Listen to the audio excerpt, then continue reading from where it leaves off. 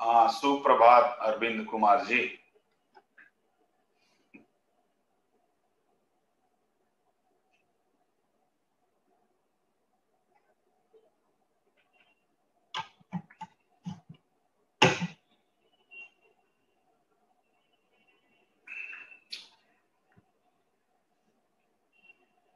ठीक हूँ दीपक जी।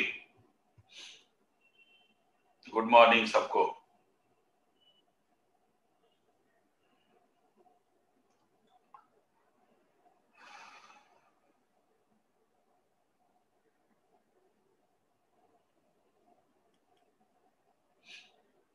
हो गया मॉर्निंग गुड सबका रहता है।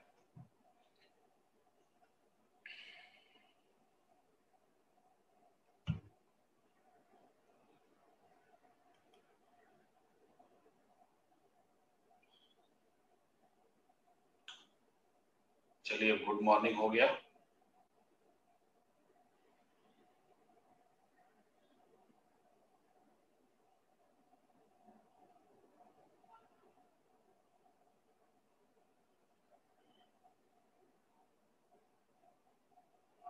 दो नोट्स विकास जी, समझे नहीं।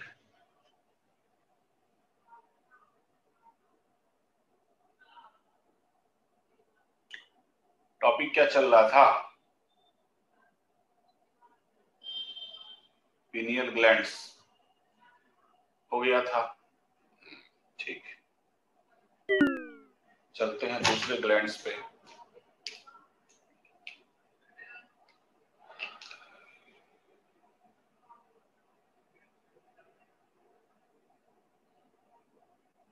ठीक। अदिति जी, मैंने नोट्स आज भेज दिया है। नोट्स मैंने सब मैनेजमेंट को भेज दिया है, वो आपको भेज देंगे। आपका एक नोट्स होगा, उसमें ब्लड सर्कुलेशन, हार्ट की फिजियोलॉजी वगैरह सब है। दूसरा नर्वस सिस्टम का, वो भी मैंने भेज दिया है।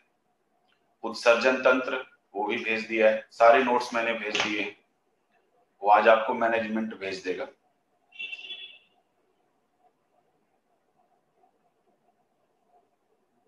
हाँ ठीक है, थाइमस ग्लैंड चलेगा।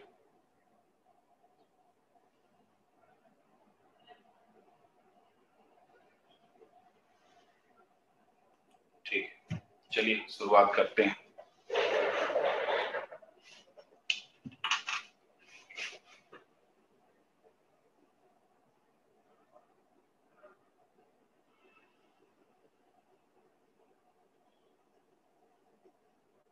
थाइमस ग्लैंड, और इस थाइमस ग्लैंड्स को हम इम्यून ग्लैंड भी बोलते हैं, यानी कि प्रतिरक्षा ग्रंथि। ठीक। अब ये जो थाइमस ग्लैंड होती हैं, ये आपके सीने में यानी कि चेस्ट में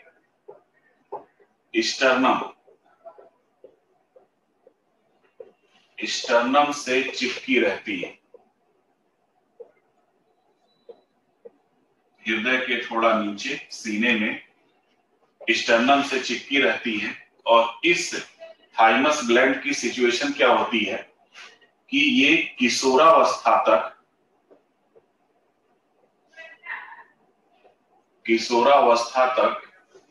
ये समाप्त हो जाती है।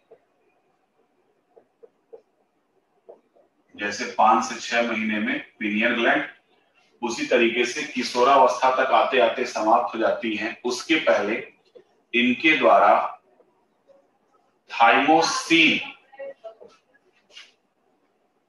हार्मोन्स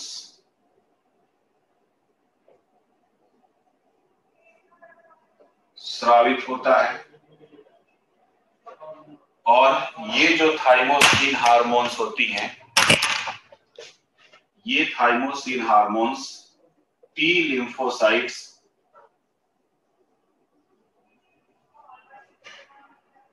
लिम्फोसाइट्स का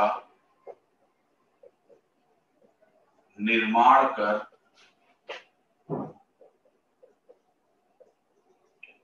शरीर में एंटीबॉडी का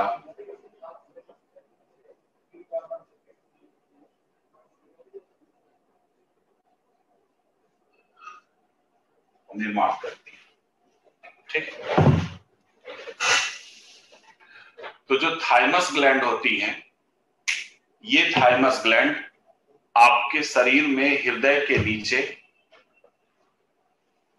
सीने में, चेस्ट में, स्टर्नम से चिपकी होती हैं, जो किशोरावस्था तक आते आते ये क्या होती हैं, समाप्त हो जाती हैं।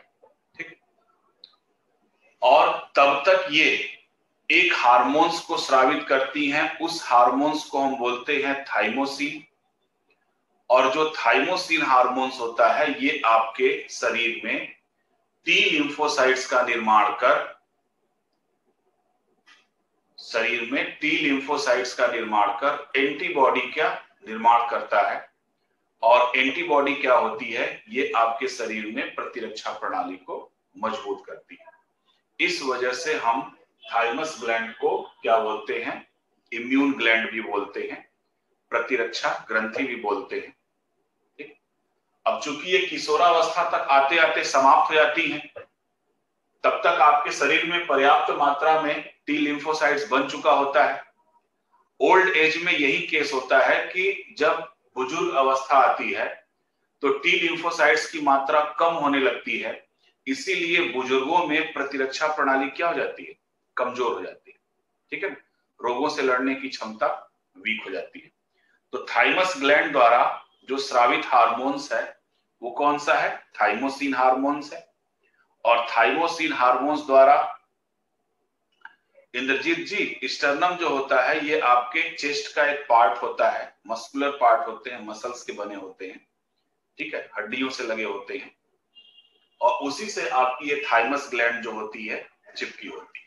ठीक है, तो किशोरावस्था तक आते आते ये समाप्त हो जाती हैं। अगर समाप्त नहीं होती हैं तो ये एक्टिव भी नहीं रह पाती, और इनके द्वारा थाइमोसिन हार्मोन स्रावित होता है, जो शरीर में टी लिम्फोसाइट्स का निर्माण कर एंटीबॉडी का निर्माण करती है। ठीक है ना, एड्स के केस में भी देखिए यही होता है।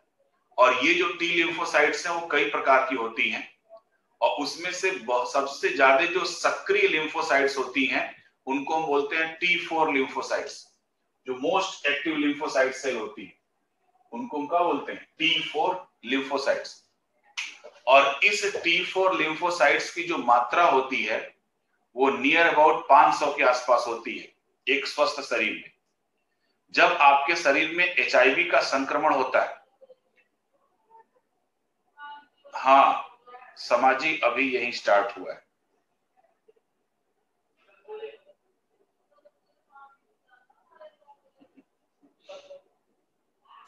जस्ट अभी स्टार्ट हुआ है, लिख लीजिए जल्दी, या नहीं भी लिखेंगे तो नोट्स में मैं भेजेंगे। ठीक है, अब जो मोस्ट आपका टी लिम्फोसाइट सेल होता है उसको हम बोलते हैं T4 लिम्फोसाइट्स।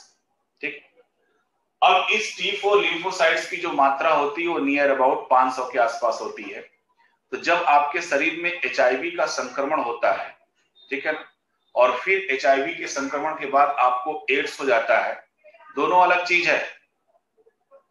HIV का संक्रमित होना और एड्स होना दोनों अलग चीज है, इस चीज को आप जान जाइए।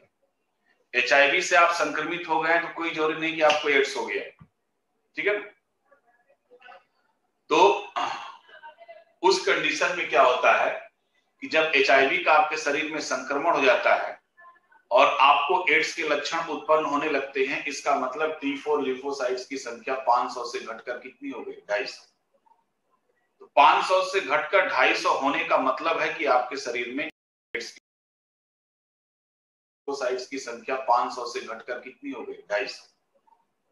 तो 500 से घटकर 250 होने का मतलब है कि आपके शरीर में एड्स की शुरुआत हो चुकी है। ठीक है, तो T4 लिम्फोसाइट्स क्या करता है, एंटीबॉडी का निर्माण कर आपके शरीर की प्रतिरक्षा प्रणाली को मजबूत करता है। ठीक है, हाँ तो प्रमोद जी सुन लीजिए, जो थाइमस ग्लैंड होती है ये आपके सीने में स्टर्नम से चिपकी होती है, किशोरावस्था तक आते आते समाप्त हो जाती है, इनके द्वारा थाइमोसिन हार्मोन स्रावित होता है और ये थाइमोसिन हार्मोन टी लिम्फोसाइट्स का निर्माण कर शरीर में एंटीबॉडी का निर्माण करता है, जिसके कारण हमारे शरीर की प्रतिरक्षा प्रणाली मजबूत होती है। तो पहला था आपका पीनियल ग्लैंड, ठीक। दूसरी थी आपकी थाइमस ग्लैंड। तीसरा जो ग्लैंड्स है और सबसे इंपॉर्टेंट ग्लैंड है वो है आपका पिट्यूटरी ग्लैंड, पीयूष ग्रंथि।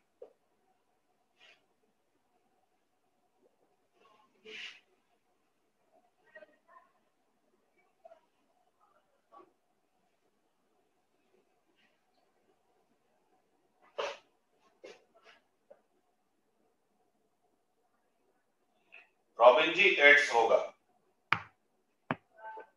एचआईवी नहीं।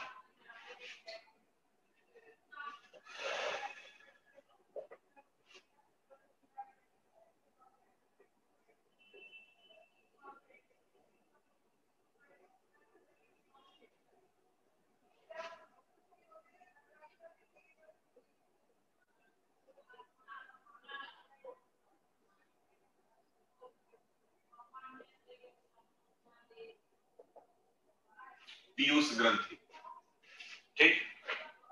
तो पीयूष ग्रंथि के कुछ अपने गुण हैं। थाइमस ग्लैंड खत्म हो जाता है तो इम्यूनिटी कैसे मिलेगी? सोनम जी,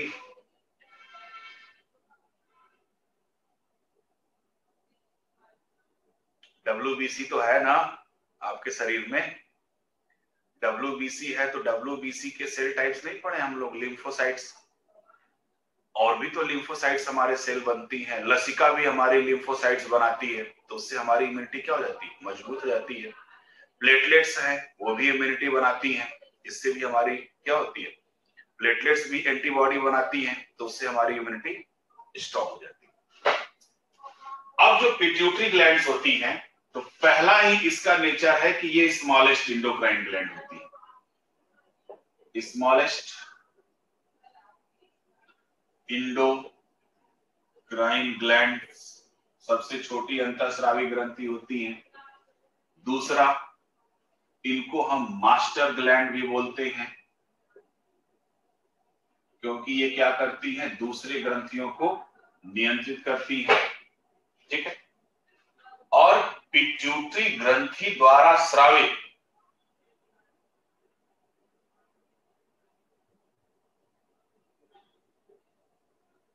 इससे पहले क्या बताया हमको? याद ही नहीं है इससे पहले हम क्या बताए थे। अब तीसरी चीज जो इसकी इंपॉर्टेंट है कि पिट्यूटरी ग्रंथि द्वारा स्रावित जितने भी हार्मोन्स हैं, तो पिट्यूटरी ग्लैंड जितने भी हार्मोन्स स्रावित करती है, उन सभी हार्मोन्स को कंबाइंड रूप से हम बोलते हैं पिट्यूटराइनस। यानी कि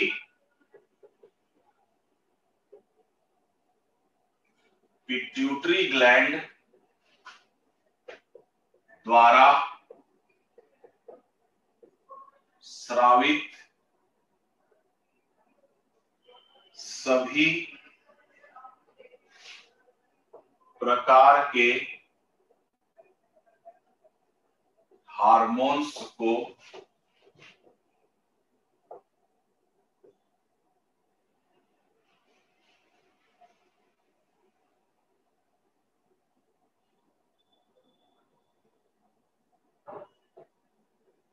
सम्मिलित रूप से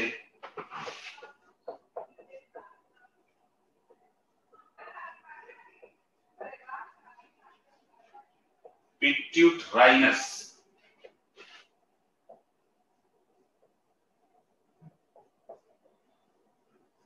पिट्यूटराइनस कहा जाता है।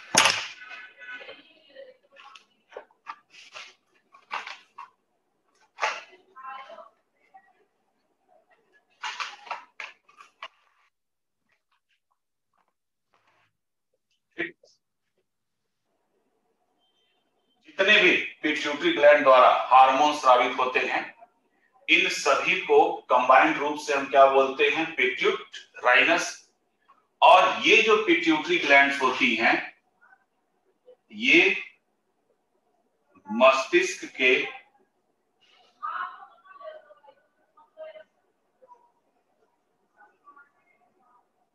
स्फेनॉइड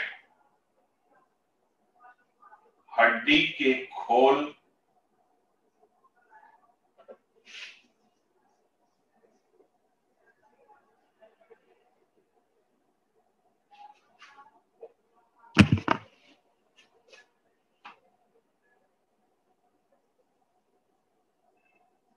सिला टर्सिका में स्थित होती हैं, जो हाइपो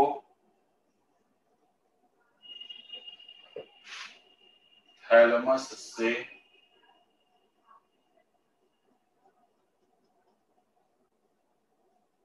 जुड़ी रहती है। ठीक, तो जो आपकी पिट्यूटरी ग्लैंड्स होती हैं, ये क्या करती हैं? जो हड्डी का एक खोल होता है, जिसको हम बोलते हैं स्फेनॉइड हड्डी, उसी स्फेनॉइड हड्डी में ये सिला टर्सिका में स्थित होती हैं और ये मस्तिष्क के हाइपोथैलेमस से ये जुड़ी होती है। क्लियर? तो पिट्यूटरी ग्लैंड्स का जो नेचर है, वो पहला ये है कि ये सबसे छोटी अंतःस्रावी ग्रंथि होती है। पिट्यूटरी ग्रंथि द्वारा जितने भी प्रकार के हार्मोन्स स्रावित होते हैं, उनको हम पिट्यूटराइनस बोलते हैं। और ये मस्तिष्क के सिला टर्सिका में स्थित होती हैं, जो कि हाइपोथैलेमस से जुड़ी रहती है। अब ये जो पिट्यूटरी ग्रंथि होती हैं, आपके शरीर में दूसरी जितनी भी ग्रंथियां होती हैं, ये सभी दूसरी ग्रंथियों को नियंत्रित करती हैं, कंट्रोल करती हैं।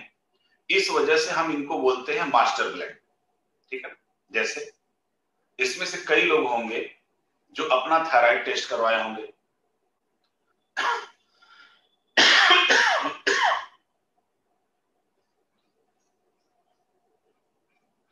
100% विवेक, 100% ये सब होगा।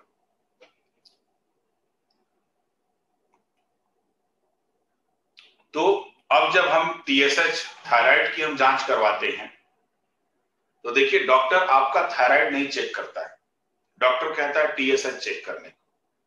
ठीक है? और टीएसएच स्रावित होती है कहां से? पिट्यूटरी ग्रंथि से। तो वो जो ब्लड टेस्ट होता है, उस ब्लड टेस्ट में आपका टीएसएच थायराइड स्टिमुलेटिंग हार्मोन्स की चेकिंग होती है। और टीएसएच क्या करता है? आपके थायराइड ग्रंथि को नियंत्रित करता है। तो टीएसएच से हमको पता चल जाएगा कि थायराइड का लेवल आपके बॉडी में कितना है। तो जो पिट्यूटरी ग्रंथि होती है, ये आपके शरीर में दूसरी जितनी भी ग्रंथियां होती हैं, उनको ये क्या करती हैं? कंट्रोल करती हैं, नियंत्रित करती हैं। इस वजह से इनको हम क्या बोलते हैं? Master gland. क्लियर? अब ये जो पिट्यूटरी ग्रंथि होती हैं, इनके 3 भाग होते हैं। यानी ये कितने पार्ट में डिवाइड होती हैं? 3 पार्ट में डिवाइड होती हैं। अग्र पीयूष ग्रंथि, थायराइड अभी आगे क्या है मैं बताऊंगा।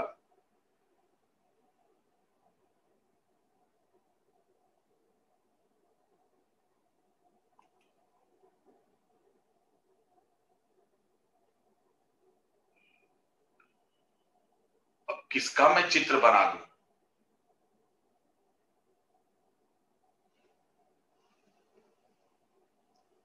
रॉबिन जी, मैं किसका चित्र बनाऊं?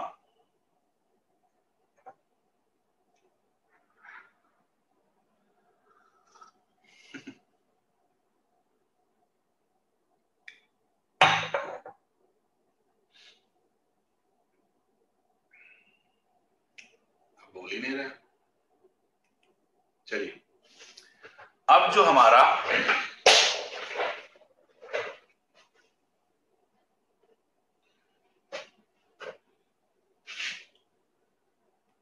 सर जो ब्रेन से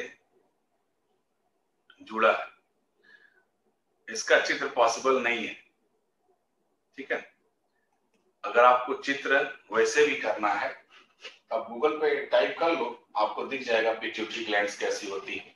अरे 0.6 ग्राम की तो होती ही है भाई, इस टाइप की होती है।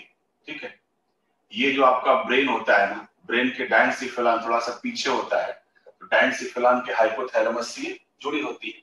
ठीक है, तो फिगर का इससे कोई मतलब नहीं है। अब जो आपकी पिट्यूटरी ग्लैंड्स हैं, ये जो पीयूष ग्रंथि होती है, ठीक, अब इस पीयूष ग्रंथि के 3 भाग होते हैं। ठीक है, यानी ये 3 भाग में डिवाइड होती है। पहले को हम बोलते हैं अग्र पीयूष ग्रंथि,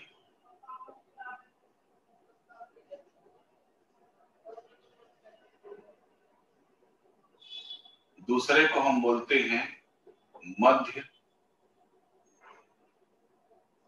पीयूष ग्रंथि और तीसरे को हम बोलते हैं पश्च पीयूष ग्रंथि। अग्र को हम बोलते हैं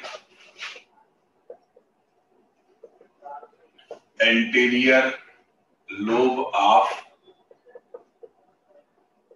पिट्यूटरी, इसको हम बोलते हैं मिडिल लोब ऑफ पिट्यूटरी और इसको हम बोलते हैं posterior lobe of pituitary. 3 part में होता है। ठीक है, इसको हम एडिनो हाइपोफाइसिस भी बोलते हैं, इसको हम न्यूरो हाइपोफाइसिस, उससे बहुत नाम है इसके। तो बस आप एक जानिए कि अग्र पीयूष ग्रंथि, मध्य पीयूष ग्रंथि और पश्च पीयूष ग्रंथि, इसको हम बोलते हैं anterior lobe of pituitary, middle lobe of pituitary और आपका फिर पोस्टीरियर यानी पोस्टीरियर लोब ऑफ पिट्यूटरी। तो ये जो पीयूष ग्रंथियां होती हैं ये 3 भाग में विभाजित होती हैं। अब जो ये मिडिल होती हैं, ये मिडिल जो होती हैं मनुष्य में अनुपस्थित होती है।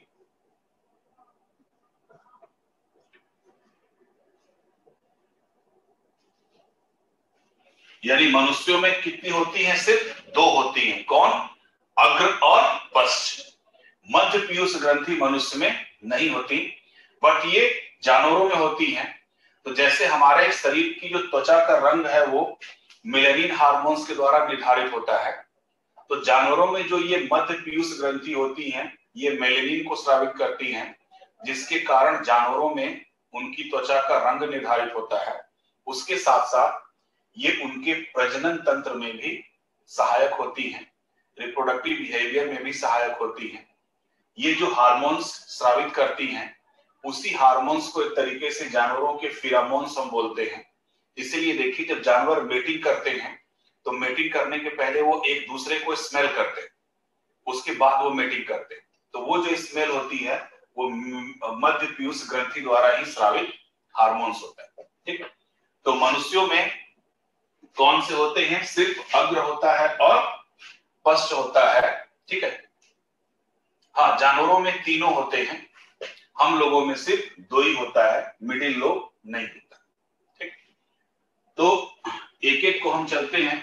पहले को हम देखते हैं अग्र पीयूष ग्रंथि, एंटीरियर लोब ऑफ पिट्यूटरी, यानी अग्र पीयूष ग्रंथि द्वारा कौन कौन से हार्मोन्स स्रावित होते हैं।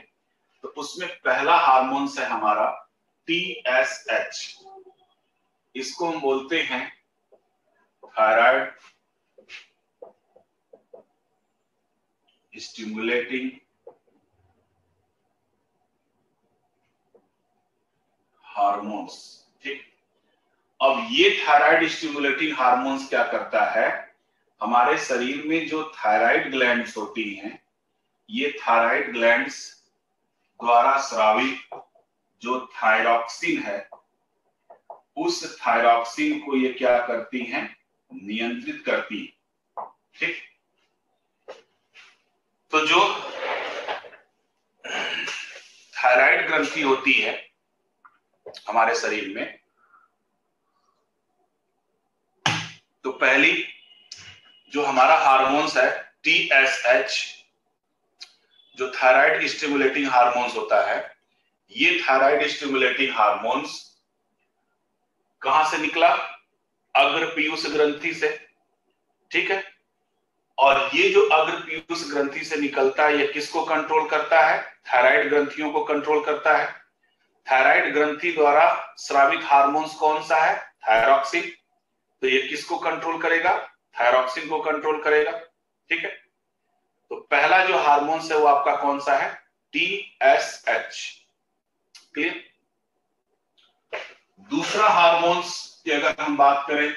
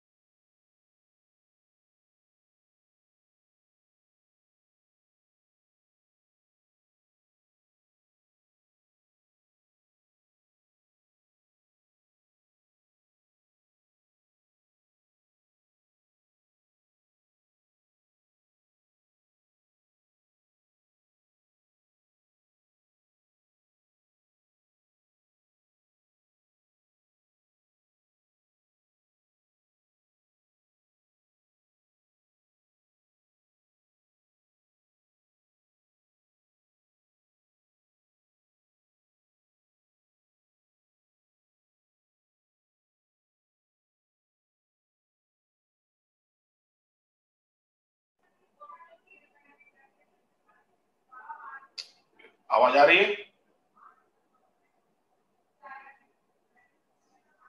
ओके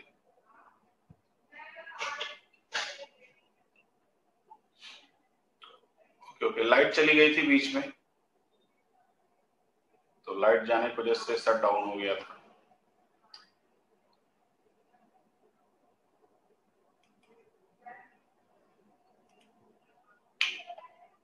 बताइए कितना एंजॉय आ रहा है? खाते खाते आप लोग पढ़ भी रहे हो, पढ़ते पढ़ते खा भी रहे हो।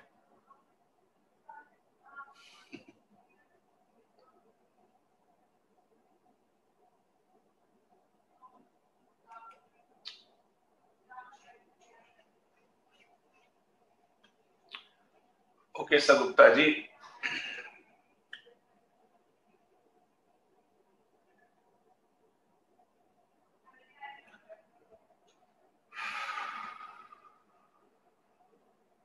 लाइट का क्या भरोसा,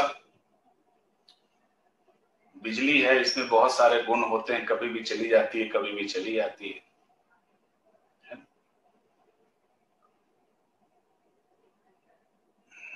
और आजकल तो जमाना ही डेटा का है।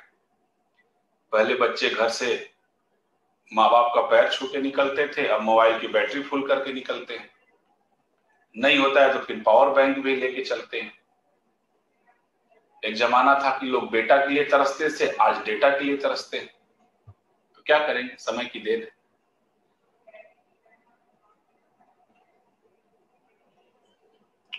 चलिए अब शुरू करते हैं। थायराइड अभी आगे पढ़ाऊंगा, परेशान ना होइए। ठीक है ज्योति जी, मैं साइड हो जा रहा हूँ। लिखिए।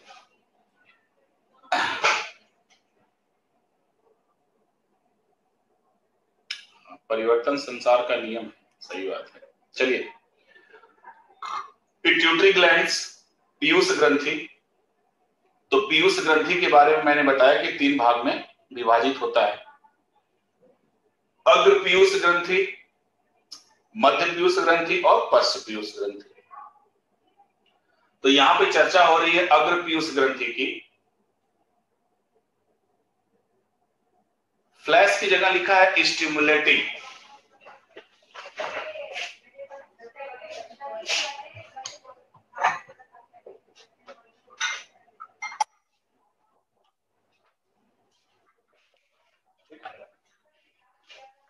स्टिमुलेटिंग।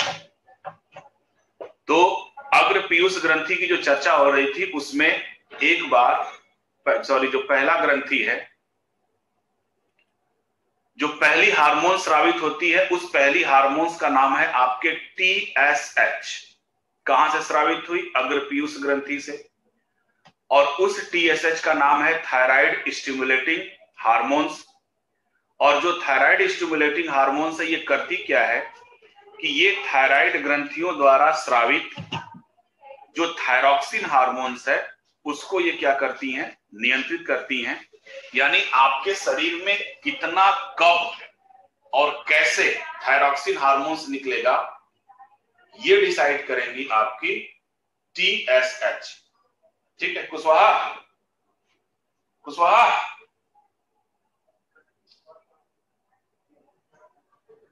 ठीक है, TSH डिसाइड करेंगी। इसीलिए कभी आप डॉक्टर के पास जाइए तो देखिए, वो जब थायरॉक्सिन उसको पता करना होता है तो किसकी जांच करवाता है? TSH की जांच करवाता है। ठीक है ना? तो उसको TSH से पता चल जाएगा कि थायरॉक्सिन का लेवल आपके शरीर में कितना है। और आपके शरीर में इकलौती यही एक हार्मोन्स है थायरॉक्सिन, जो शरीर के हर एक एक्टिविटी को प्रभावित करती है। आपके ग्रोथ से लेकर आपके मरने तक, आपकी मेंटल एबिलिटी से लेकर आपके रिप्रोडक्टिव पावर तक, सब पे ये इफेक्ट डालती हैं। इसलिए हम थायरॉक्सिन को बोलते हैं मेटाबॉलिक हार्मोन्स, उपापचयी हार्मोन्स इसको बोलते हैं। क्योंकि ये आपके शरीर के हर भाग को क्या करती है? शरीर के हर एक एक्टिविटी को, चाहे वो सूक्ष्म रूप से हो चाहे वो बड़े स्तर पे हो, ये प्रभावित जरूर करती है। ठीक है ना? जनरली इसके शिकार जो होती हैं वो फीमेल्स होती हैं। ठीक है, बट ऐसा नहीं है, मेल्स भी इसके द्वारा प्रभावित होते हैं। तो फीमेल में क्या होती है ना, थायराइड ग्रंथि थोड़ी सी बड़ी होती है, इसलिए वो ज्यादा प्रभावित होती हैं। और इसका सबसे अच्छा सिम्टम है चलिए थायराइड ग्रंथि आएगा तब हम बताएंगे उसमें, नहीं थायराइड में चलते रहेंगे तो थायराइड तो बहुत बड़ी चीज। दूसरा है हार्मोन्स हमारा अग्र पीयूष ग्रंथि द्वारा स्रावित है ग्रोथ हार्मोन्स, ठीक है। इस ग्रोथ हार्मोन्स को हम क्या बोलते हैं, सोमैटोट्रोपिक हार्मोन्स भी बोलते हैं। और ये क्या काम करती हैं, ये आपके शरीर में सामान्य एवं संतुलित वृद्धि करती है। यानी ये क्या करती है, हमारे शरीर में सामान्य एवं संतुलित वृद्धि, सामान्य एवं संतुलित वृद्धि के लिए जिम्मेदार होती हैं। हाँ, इट्स में भी रॉबिन जी कंपन हो सकता है, क्योंकि थायराइड का जो पहला लक्षण है ना वो है फीवर। अगर आप सुबह सोकर उठते हो तो 3-4 दिन आप थर्मामीटर से अपने बॉडी का टेम्परेचर चेक करना। अगर टेम्परेचर माइग्रेट कर रहा है 1-2 डिग्री के आसपास, अगर डेली टेम्परेचर आपका माइग्रेट कर रहा है, टेम्परेचर में परिवर्तन हो रहा है, तो ये समझ लेना कि आप थायराइड से ग्रसित हो सकते हो, ठीक है ना। तुरंत आप ब्लड टेस्ट कराओ तो थायराइड निकलता है, और थायराइड निकलता है तो गायनोलॉजिस्ट डॉक्टर कुछ नहीं करती हैं, जितना लेवल होता है उस लेवल के हिसाब से थायरोनॉर्म टैबलेट खिलाती हैं, कहती हैं 3 महीना खाली पेट खाओ, 6 महीना खाली पेट खाओ, है ना। कोई जरूरी नहीं है आपको टैबलेट खाने की। नॉर्मल थायराइड, सिंपली थायराइड को ठीक करने की जो चीज है वो आपके किचन में मौजूद होती है, ठीक है। क्या लिखा है, अगर 1 मिनट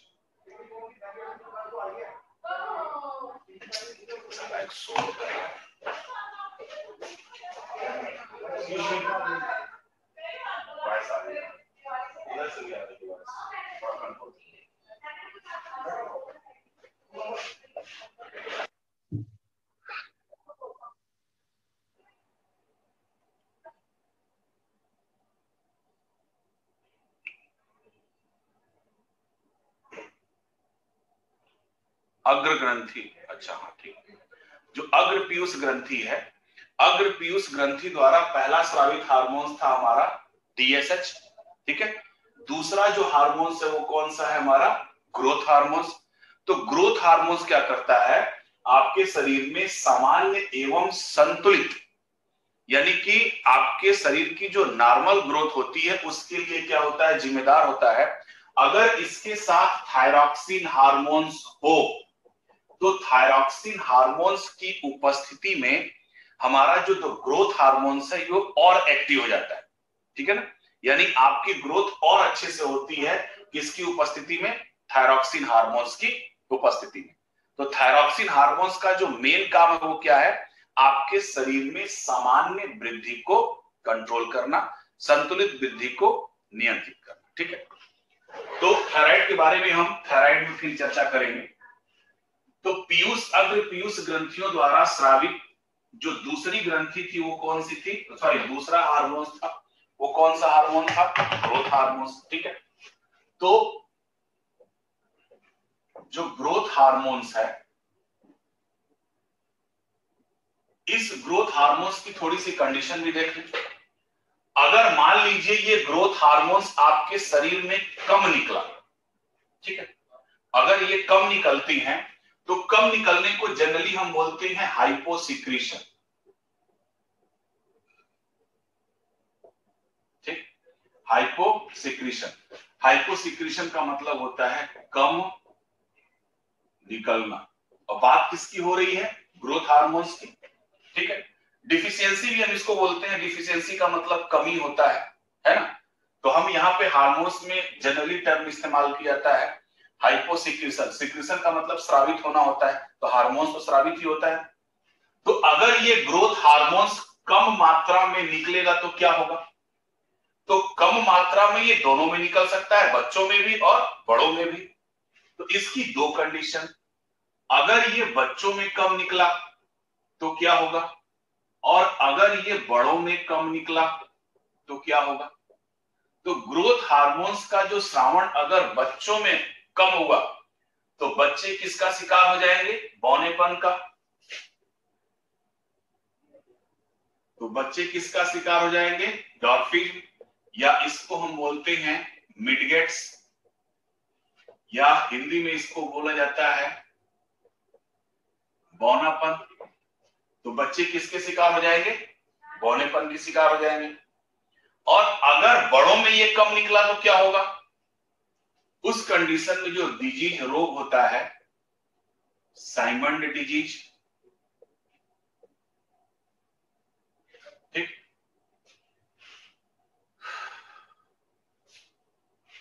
फ्लैश आ रहा,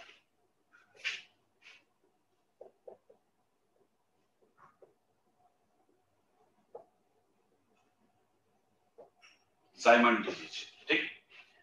तो अगर ये बड़ों में कम निकला तो उस कंडीशन में जो रोग होगा उसको हम बोलते हैं साइमंड डिजीज। और साइमंड डिजीज में क्या होता है कि जो व्यक्ति होता है पतला हो जाता है, और वो जो होता है ना उम्र से अधिक दिखने लगता है, या हम ये कह सकते हैं कि उसकी प्री मैच्योर एजिंग हो जाती है, उम्र से वो अधिक दिखने लगता है। कब? जब ग्रोथ हार्मोन्स कम मात्रा में निकलता है तब। दूसरी कंडीशन, मान लो ये अधिक मात्रा में निकले,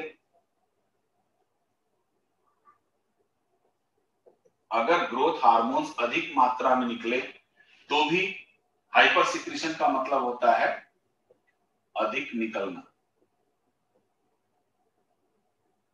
अगर ये अधिक मात्रा में निकलेगी तब फिर इसकी दो कंडीशन होगी।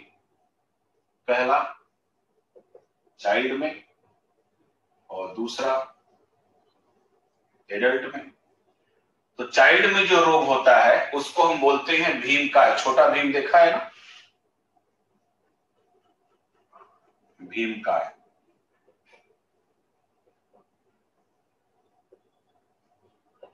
इसको हम बोलते हैं गिगेंटिज्म, ठीक, भीमकाय। और अगर बड़ों में ये ज्यादा निकले तो उस कंडीशन को हम बोलते हैं एक्रोमिगेली।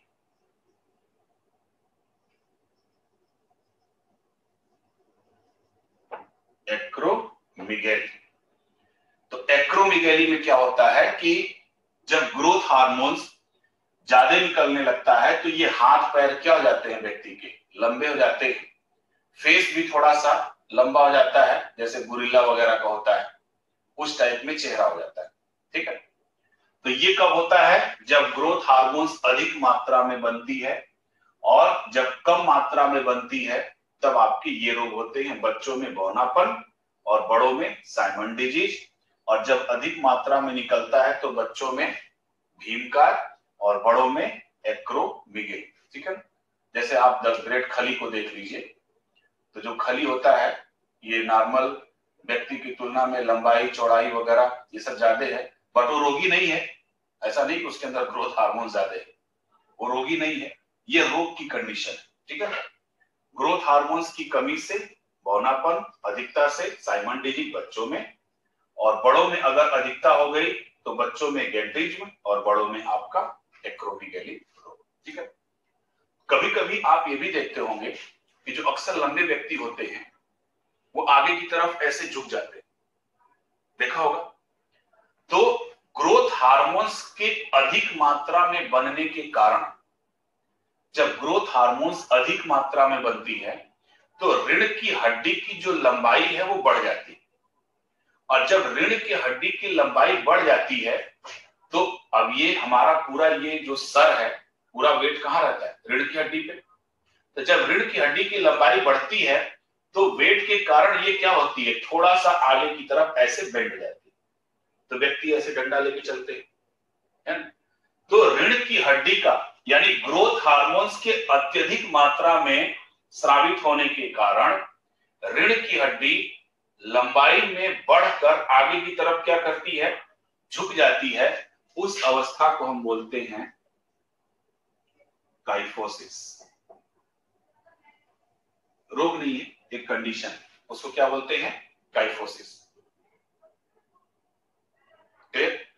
तो जो आपकी ग्रोथ हार्मोन्स है ये एडल्ट स्टेज में होता है, जब जरूरत से ज्यादा ये स्रावित होता है तो रीढ़ की हड्डी लंबाई में बढ़ जाती है और बढ़ने के बाद फिर आगे की तरफ झुक जाती है, तो उस कंडीशन को हम बोलते हैं काइफोसिस। ठीक है।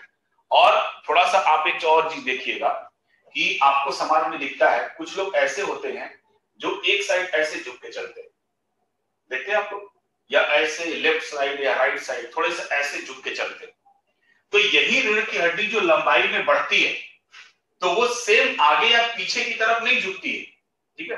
जैसे तारक मेहता देखते होंगे, उसमें एक है बाघा, वो पीछे की तरफ झुका रहता है ऐसे, है ना, तो एक्टिंग करता है और रियल में वैसा है नहीं, है ना, देखते होंगे आप लोग।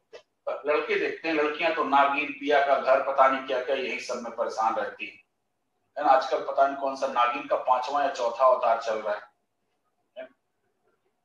हाँ, ये लोग धारावाहिक देख लो, घर बिगाड़ने में इस धारावाहिक का सबसे बड़ा योगदान है ना। तो अब टीवी का है, हम लोग तो बेचारा मैच तक नहीं देख पाते हैं। आजकल आईपीएल चल रहा है, तो आईपीएल के लिए मोबाइल या टैबलेट का सहारा होता है। टीवी तो आप छू ही नहीं सकते हो घर में, चाहे आपकी सिस्टर हो, चाहे मदर हो, चाहे वो आपकी भाभी हो, सबका एक ही है, 7 बजे से 9 बजे तक टाइम उनका फिक्स है। और जब ब्रेक आता है तो ब्रेक में सब्जी छौंकी जाती है या रोटी बनता है ना। बाकी तो अस्तित्व तो ही नहीं है मेल बेचारे का। तो आगे की तरफ झुक गए तो उसको हम बोलते हैं काइफोसिस। लेकिन अगर एक तरफ झुका होता है, चाहे लेफ्ट हो चाहे राइट हो, तो इसको हम बोलते हैं स्कोलियोसिस।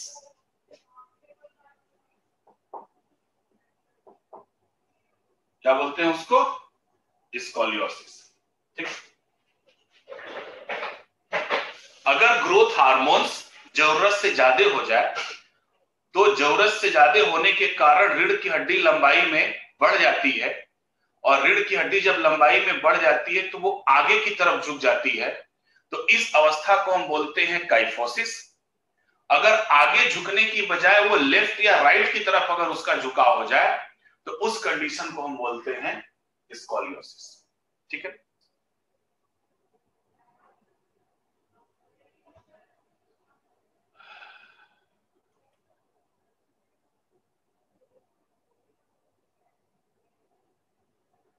ग्रोथ हार्मोन्स के डिस्टर्ब होने का कारण है आपका फास्ट फूड, न्यूट्रिशन।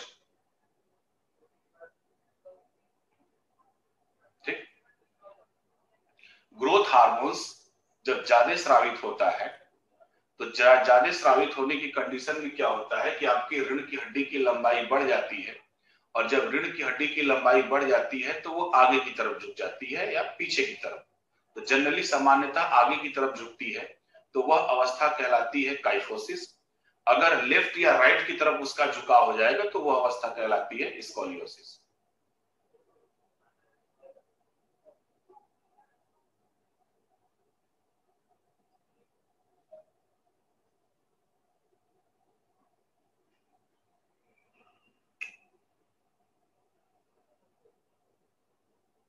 नहीं ऋतु जी, वृद्धावस्था में नहीं, वृद्धावस्था में तो वीकनेस के कारण झुकती है।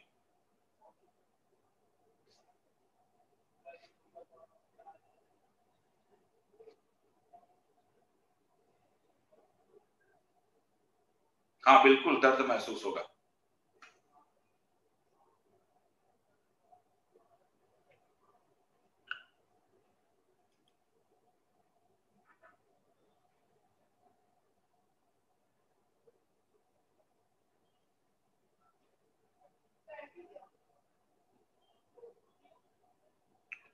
विवेक जी, हम समझ नहीं पा रहे हैं आप क्या कहना चाह रहे हैं, हम लोगों से पहले।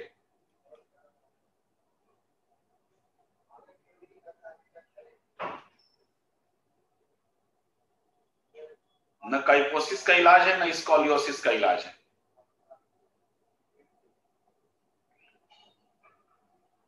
ग्रोथ हार्मोन्स के निकलने की जो अवस्था होती है वो 25 या 30 साल के, 30 मैक्सिमम 28 साल तक या 30 साल तक होता है। जो साइमन डिजीज है, साइमन डिजीज में क्या होता है कि रोगी पतला एवं उम्र से अधिक दिखने लगता है। ठीक है।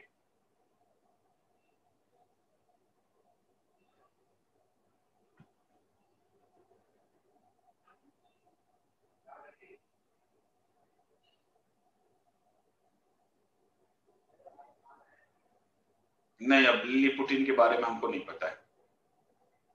स्कॉलियोसिस, झुकाव अगर एक साइड हो जाता है तो उसको हम बोलते हैं स्कॉलियोसिस।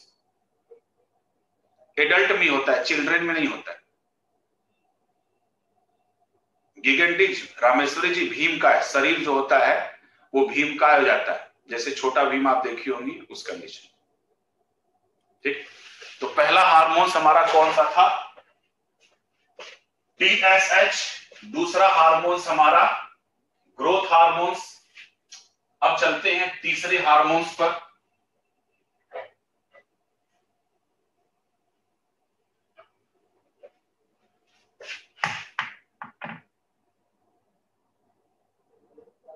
हम की कंडीशन दूसरी होती है।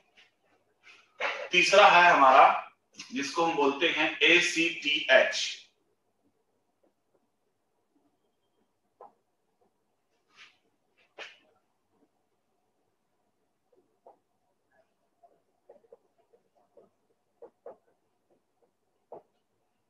एडिनोकार्टिकोट्रोपिक हार्मोन्स। ठीक है, एडिनोकार्टिकोट्रोपिक हार्मोन्स ये क्या करती हैं? आपके शरीर में जो एड्रिनल ग्लैंड्स होती हैं,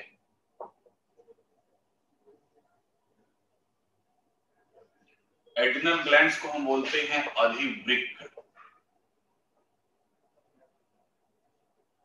अधि का मतलब होता है ऊपर और वृक्क का मतलब होता है किडनी। ठीक है, तो जो हमारी किडनी के ऊपर होती हैं अधिवृक्क ग्रंथियां, तो जो आपका ACTH जो एंटीरियर पिट्यूटरी के द्वारा ये स्रावित होती हैं, तो ये क्या काम करती हैं? एड्रिनल ग्लैंड्स को नियंत्रित करती हैं।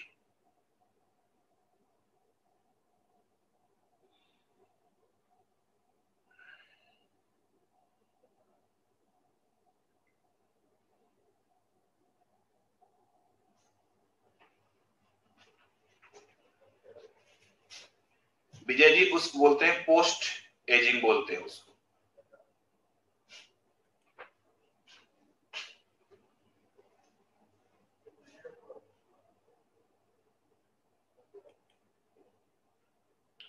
सोनाली जी, हमारी जो किडनी होती है, वृक्क होती है ना, इस वृक्क के ऊपर एक अंतःस्रावी ग्रंथि पाई जाती है। उस ग्रंथि का नाम होता है अधिवृक्क ग्रंथि। ठीक है ना, उसी अधिवृक्क ग्रंथि को हम बोलते हैं एड्रिनल ग्लैंड्स। ठीक है, तो एड्रिनल ग्लैंड्स या अधिवृक्क ग्रंथियों द्वारा बहुत सारे हार्मोन्स स्रावित किए जाते हैं, तो उनको नियंत्रित करने का कार्य कौन करती हैं? ACTH, adrenocorticotropic hormones.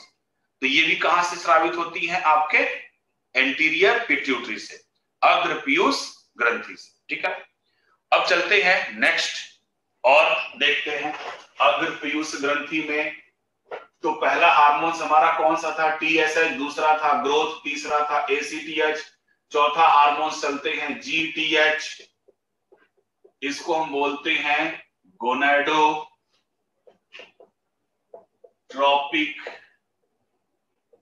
हार्मोन्स। ठीक है, गोनाडोट्रोपिक हार्मोन्स। तो गोनाडोट्रोपिक हार्मोन्स कौन स्रावित करेगा? Anterior pituitary.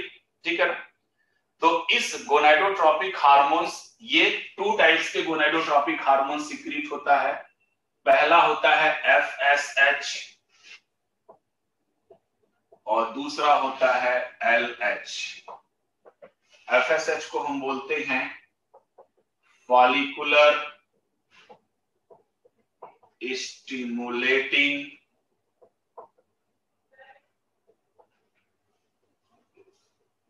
हार्मोन्स और इसको हम बोलते हैं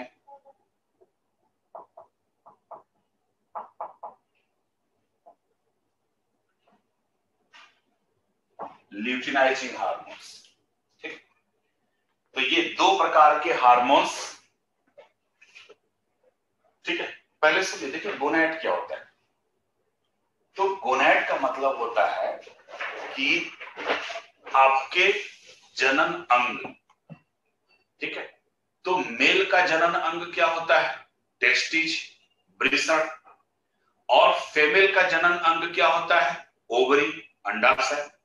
तो जनन अंग बेसिकली उनको कहते हैं जहां से आपके जनन पदार्थों का निर्माण होता है। तो पुरुषों के शरीर में जो जनन पदार्थ होता है वो होता है शुक्राणु, और शुक्राणुओं का निर्माण कहाँ होता है? उनके वृषण यानी टेस्टिज में होता है। ठीक, वृषण को टेस्टिज बोलते हैं। महिलाओं का जो जनन अंग है वो क्या है? अंडाणु, एग, और ये कहां से बनता है? आपके ओवरी, अंडाशय से। ठीक है, तो दोनों को अलग अलग हम रिप्रोडक्टिव ऑर्गन या फिर प्रजनन अंग बोलते हैं। लेकिन अगर हम इसको कंबाइंड रूप से बोले तो संयुक्त रूप से इनको बोला जाता है गोनैड। गोनैड का मतलब होता है जनन। ठीक है, गोनैड का मतलब होता है आपके जनन। ठीक है, तो एंटीरियर पिट्यूटरी द्वारा गोनैडोट्रोपिक हार्मोन्स स्रावित होता है। तो अगर हम गोनैड टर्म इस्तेमाल कर रहे हैं या जनन शब्द इस्तेमाल कर रहे हैं तो ये मेल के लिए भी है, फीमेल के लिए भी है। ठीक है, तो गोनैडोट्रोपिक हार्मोन्स दो प्रकार के रिलीज करता है एंटीरियर पिट्यूटरी। पहला है एफएसएच और दूसरा है आपका एलएच। तो एफएसएच मेल में भी काम करेगा और फीमेल में भी काम करेगा, एलएच भी मेल में काम करेगा और फीमेल में काम करेगा। तो ये करते क्या है कि एफएसएच जो है, फर्स्ट पॉइंट, कि ये पुरुषों में शुक्राणुओं के निर्माण को प्रेरित करती है। क्या करती है? ये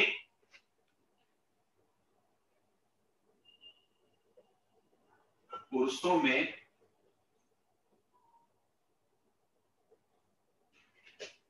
शुक्राणुओं के निर्माण को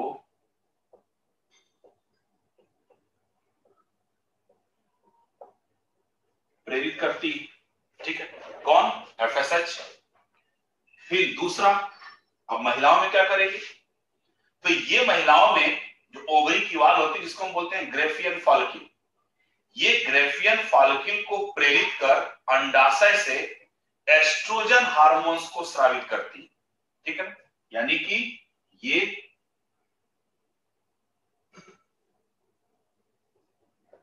महिलाओं के अंडाशय में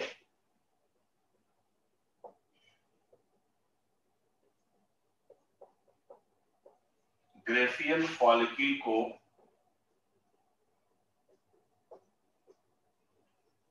प्रेरित कर एस्ट्रोजन हार्मोन्स को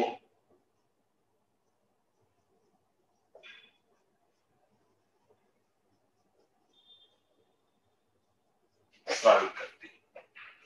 ठीक है, तो क्या काम होता है इनका? एफएसएच का, फॉलिकुलर स्टिमुलेटिंग का, दो काम, कि ये पुरुषों में शुक्राणुओं के निर्माण को प्रेरित करती हैं, और महिलाओं का जो अंडाशय होता है, ठीक है, तो अंडाशय के ग्रेफियन फॉलिक्यूल मेम्ब्रेन होती है अंडाशय के भीतरी वाला, तो ग्रेफियन फॉलिक्यूल को प्रेरित कर क्या करती हैं? एस्ट्रोजन हार्मोन्स को स्रावित करती हैं। और यही एस्ट्रोजन हार्मोन्स क्या करता है? महिलाओं में मेंस्ट्रुअल साइकिल के लिए जिम्मेदार होता है। यानी कि एस्ट्रोजन हार्मोन्स अगर रिलीज हुआ तो एस्ट्रोजन हार्मोन्स के रिलीज होने से मेंस्ट्रुअल साइकिल यानी मासिक चक्र जो होता है उनका शुरुआत होता है। ठीक है, अगर एस्ट्रोजन हार्मोन्स नहीं है तो उनका मासिक चक्र की शुरुआत नहीं हो सकती है।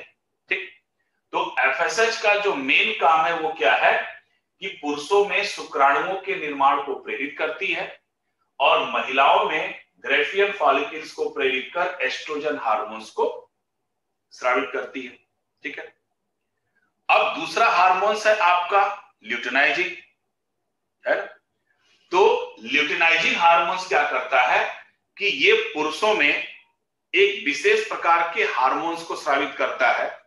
उस हार्मोन्स को हम बोलते हैं टेस्टोस्टेरॉन, जो कि स्पर्म के निर्माण में सहायक होता है। ठीक है, तो दूसरे हम चलते हैं ल्यूटिनाइजिंग पे। ठीक है, मैं ऊपर का मिटा दे रहा हूं।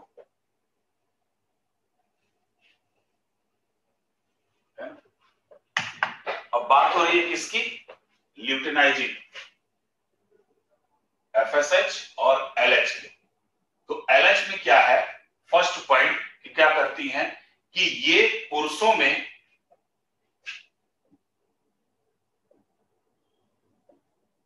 ये पुरुषों में वृषण का मतलब टेस्टिज, ठीक है। पुरुषों में वृषण के लाइडिंग सेल को प्रेरित कर टेस्टोस्टेरॉन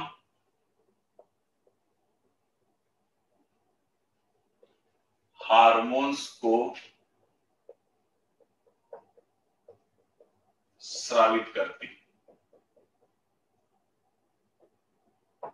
ठीक, इसमें पुरुषों में, तो पुरुषों में वृषण के लाइडिंग सेल्स को प्रेरित कर टेस्टोस्टेरॉन हार्मोन्स को स्रावित करती हैं। महिलाओं में क्या करती हैं कि ये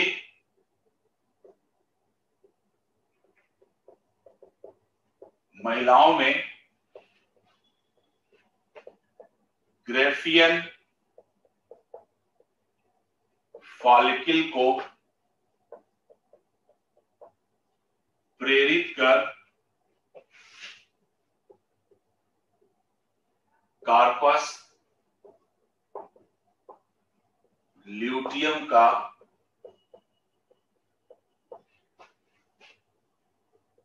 निर्माण करती हैं, जिससे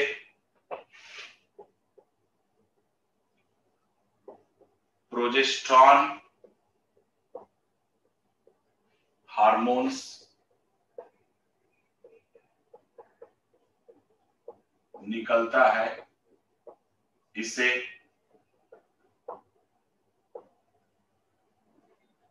प्रेगनेंसी हार्मोन्स भी कहते हैं। ठीक,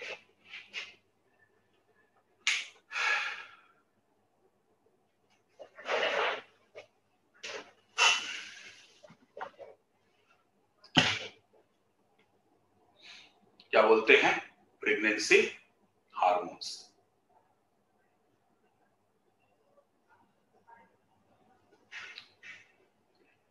तो पहला काम हमारा एफएसएच का पुरुषों में और महिलाओं में, और दूसरा काम आपका पुरुषों में और महिलाओं में।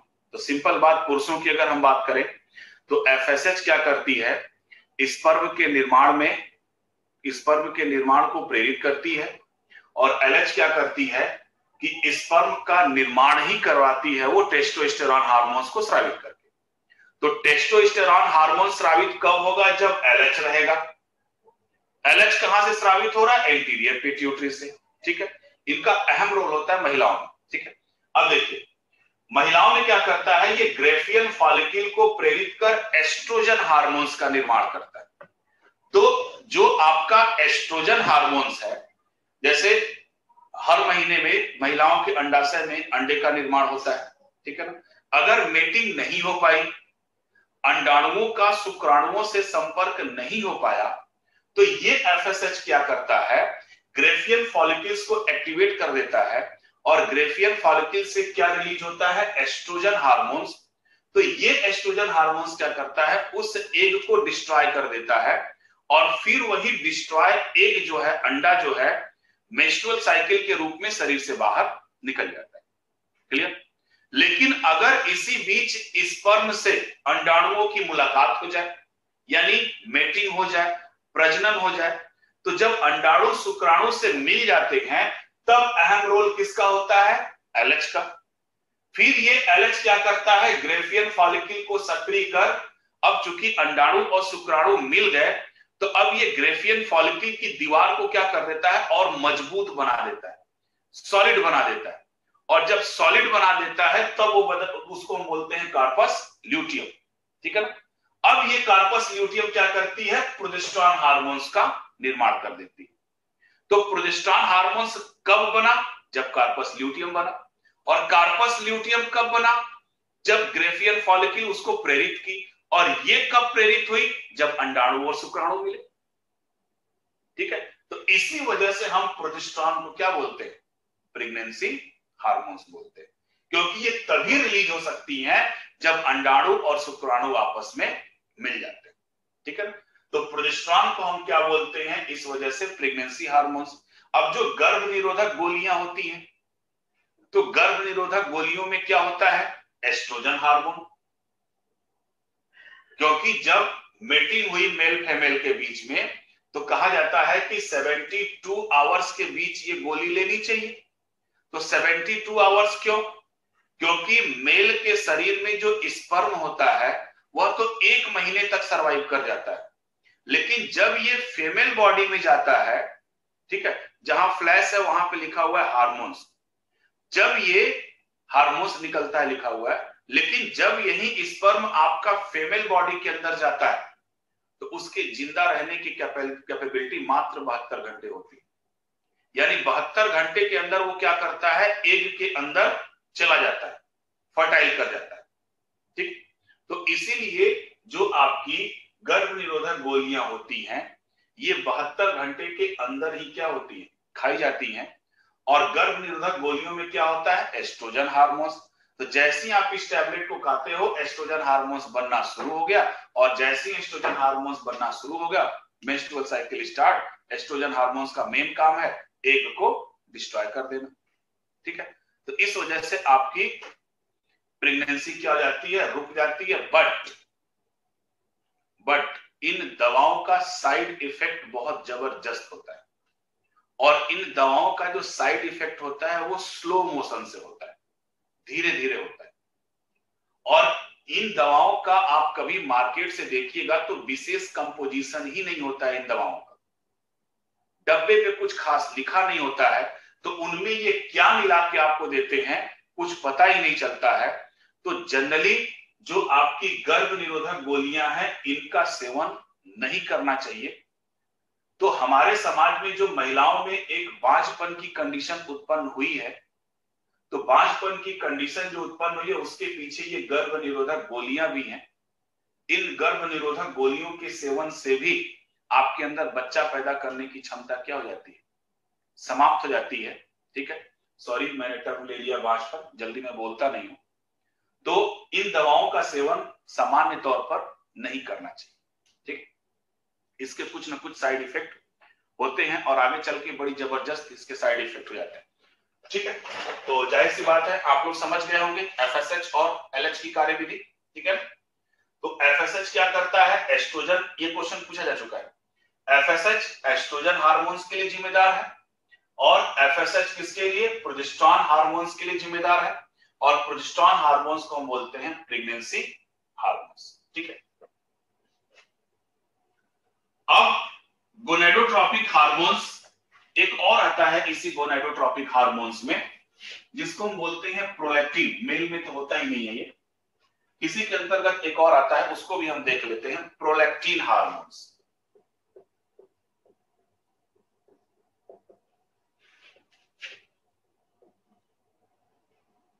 गोनेडोट्रोपिक हार्मोन्स में क्या है आपका, प्रोलैक्टिन हार्मोन्स। और इस प्रोलैक्टिन हार्मोन्स को हम बोलते हैं मिल्क फार्मिंग हार्मोन्स, दूध को बनाने वाला हार्मोन्स।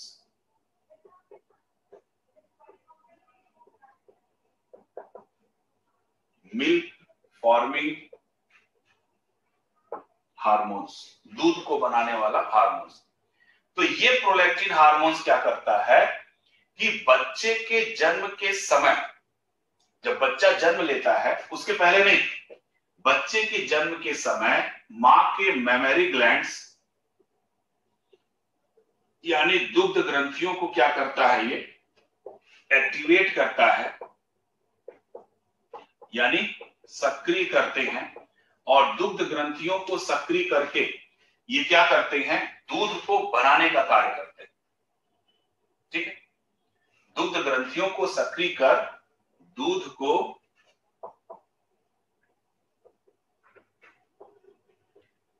बनाने का कार्य करते हैं। इस वजह से हम इनको क्या बोलते हैं, मिल्क फार्मिंग हार्मोन्स। ठीक है, देखिए इसी से रिलेटेड एक और है ऑक्सीटोसिन हार्मोन्स। तो जो ऑक्सीटोसिन हार्मोन्स है वो क्या करता है, दूध को सिर्फ निकालने का काम करता है, मिल्क बनाता नहीं है। मिल्क बनाने का काम कौन हार्मोन्स करता है? प्रोलैक्टिन। ठीक, तो ये दुग्ध ग्रंथियों को सक्रिय करके क्या करता है? दूध को बनाने का कार्य करता है प्रोलैक्टिन हार्मोन्स। ठीक है, तो इतने हार्मोन्स हमारे किसके थे? अग्र पीयूष ग्रंथि के। ठीक है, अब चूंकि ये दूध बनाने का कार्य करता है इसलिए हम उसको क्या बोलते हैं? Milk forming hormones. और जीटीएच को विकास जी बोलते हैं गोनेडोट्रोपिक हार्मोन्स। ठीक है, मतलब आपके जो जनन अंग होते हैं, जनन अंगों से स्रावित जो होते हैं या जो जनन अंग होते हैं उनको हम बोलते हैं गोनेड। तो अब ये जो प्रोलैक्टिन है, मार्केट में देखिए एक दवा भी आती है, पाउडर आता है मिल्क का, उसको प्रोलैक्टिन ही बोलते हैं। ठीक है ना, ये अक्सर गर्भवती महिलाओं को दिया जाता है घोल कर पीने के लिए। हाँ बिल्कुल जी विकास, गोनेडोट्रोपिक हार्मोन्स का भी एक टाइप है आपका प्रोलैक्टिन। ठीक है, तो मेमरी ग्लैंड्स को सक्रिय करके क्या बोल करते हैं? ये दूध का निर्माण करते हैं। ठीक है,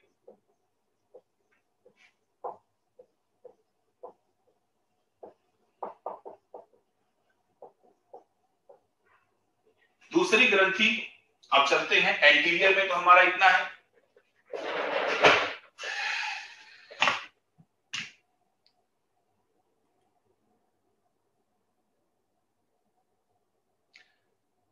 विद्या जी जानवरों में भी यही होता है, बस जो जानवरों के हार्मोन की जो पोटेंसी होती है जो ह्यूमन से ज्यादा होती है, इसीलिए उनके मिल्क की जो क्वालिटी होती है उनमें न्यूट्रिशन जो होता है वो थोड़ा सा अलग होता है, जो हमारे लिए यूजफुल होता है। तो जानवरों में भी यही होता है।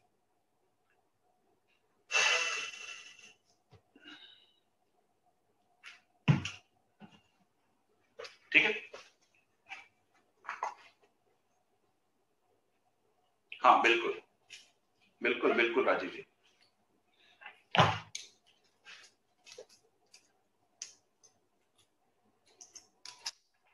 हो गया, नेक्स्ट चलते हैं हम लोग मिडिल लोब ऑफ पिट्यूटरी, मध्य पीयूष ग्रंथि।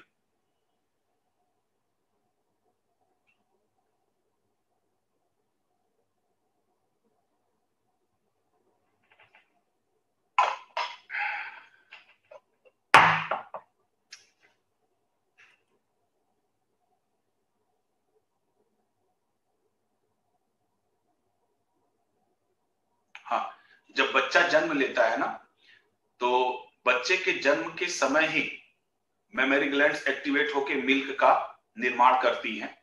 ठीक है, बच्चे के जन्म के पहले ये नहीं हो सकता, इसलिए जब माँ बच्चे को जन्म देती है तो बच्चे के जन्म के पहले या जब बच्चा जन्म होता रहता है तो उस समय येलोइश कलर का एक मिल्क निकलता है माँ के मेमोरी ग्लैंड से, और वो हाई रिच प्रोटीन होता है उसमें, और वो बच्चे के लिए बहुत ही यूजफुल होता है। अगर उस मिल्क का, यानी जब जिस दिन बच्चा पैदा हुआ उस दिन से लेके मात्र 48 घंटे तक जो मिल्क माँ के मेमोरी ग्लैंड से निकलता है वो बच्चे के लिए बहुत यूजफुल होता है। अगर बच्चा उसका प्रॉपर वे में सेवन कर ले तो बच्चे के अंदर इम्यूनिटी बहुत स्ट्रांग हो जाती है, यानी उसके अंदर एंटीबॉडी बनने की प्रक्रिया बहुत तेज हो जाती है ना। तो अक्सर जो आजकल की फास्ट लाइफ है, इस फास्ट लाइफ में और फास्ट फूड के सेवन से होता क्या है कि 70% के केस में क्या होता है कि मेमोरी ग्लैंड्स एक्टिवेट तो होती हैं, तो या तो मिल्क का फॉर्मेशन नहीं होता है, या अगर मिल्क का फॉर्मेशन होता है तो उनके बॉडी में नेचुरल ऑक्सीटोसिन नहीं बनती है, जिसके कारण मिल्क बाहर नहीं निकल पाता है। और इसका रीजन और कुछ नहीं है, आजकल के फास्ट जीवन शैली में जो है वो है फास्ट फूड का सेवन और देर से शादी करने का सिस्टम, है ना। 35 साल 40 साल इस एज में शादी करने में ये सब प्रॉब्लम आपको क्रिएट होता है ना। क्या करेंगे, मजबूरी है कैरियर बनाना।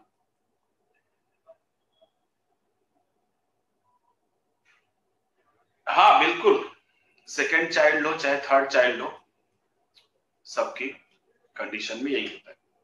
ठीक है, चलिए अब आते हैं मिडिल लोब ऑफ पिट्यूटरी पे।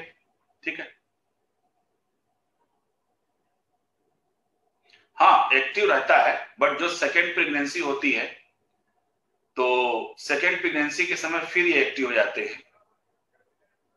अब पहला बच्चा पैदा हुआ तो पहला बच्चा 6-7 महीने तक तो माँ का मिल्क पीता ही, तो जैसे जैसे माँ का मिल्क बच्चा पीता रहता है वो ग्लैंड्स एक्टिवेट होती रहती हैं, हार्मोन्स बनता रहता है, ठीक है। लेकिन अगर माँ ड्रिंकर है ना, अगर माँ ड्रिंक करती है, जैसे वोदका का सेवन जो ज्यादा करते हैं है ना, विस्की का सेवन करते हैं, रम का सेवन करते हैं, तो ये प्रोलैक्टिन को इनहिबिट कर देती है, रोक देती है, ठीक है। तो इन सब चीजों का गर्भवती महिलाओं को तो नहीं सेवन करना चाहिए, है ना। इनका पसंदीदा चीज होता है वोदका, वोदका पीती हैं। मेल वर्जन कभी मत पीना वोदका, भूल करके स्टेराइल हो जाओगे बेटा, हाँ भूल कर भी मत पीना।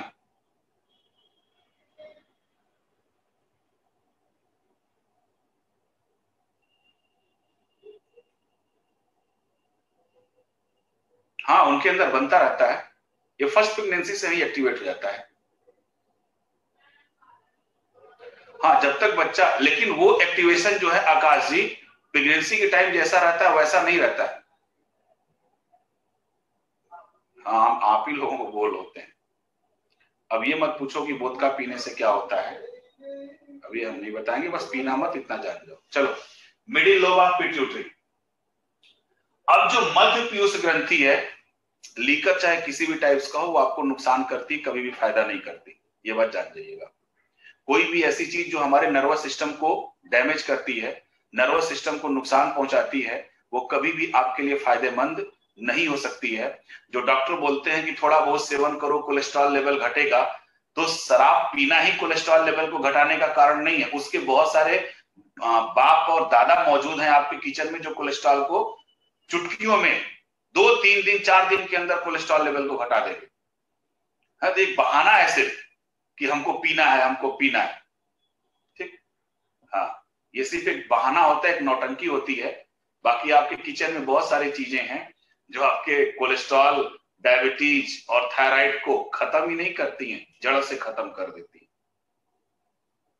हाँ तो आप गाना सुनो ना, 4 बोध का सॉन्ग, गाना सुनते रहो, ऐसी गाना सुनते रहोगे, इनको आदर्श बनाते रहोगे तो उन्हीं के जैसे बनोगे।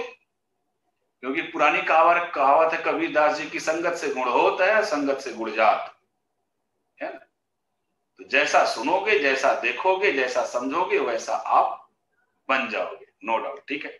चलिए मिडिल लोब ऑफ पिट्यूटरी ये क्या होती हैं?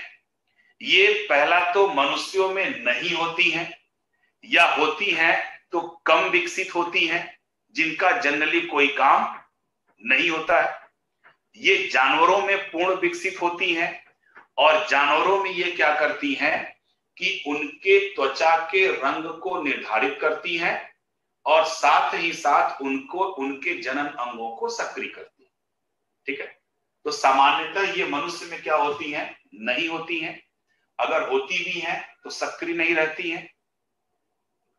और जानवरों में क्या करती हैं ये? उनके त्वचा के रंग का निर्धारण करने के साथ साथ उनके जनन अंगों को सक्रिय करने का कार्य करती है।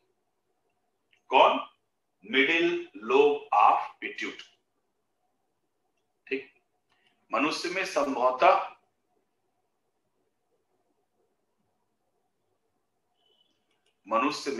सामान्यतः ये अनुपस्थित होती हैं, जानवरों में ये पूर्ण विकसित होती हैं, ठीक। और जानवरों में ये क्या करती हैं? उनके त्वचा के रंग के साथ साथ उनके जनन अंगों को सक्रिय करने का कार्य करती हैं। कौन? मिडिल लोब ऑफ पिट्यूटरी, ठीक है। तो चूंकि ये ह्यूमन में होती ही नहीं है तो कोई जरूरत नहीं है उतना पढ़ने का। और जानवरों में 2 काम करती हैं, उनके त्वचा के रंग के साथ साथ उनके जनन अंगों को सक्रिय करने का कार्य करती है। तीसरा एंटीरियर लोब का तीसरा पार्ट है जिसको हम बोलते हैं पोस्टीरियर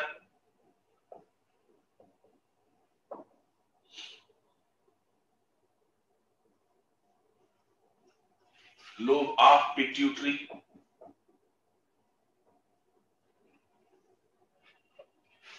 अब पोस्टीरियर लोब ऑफ पिट्यूटरी से दो हार्मोन्स स्रावित होते हैं। उसमें पहला है हार्मोन्स ADH, इसको हम बोलते हैं एंटी डाईयूरेटिक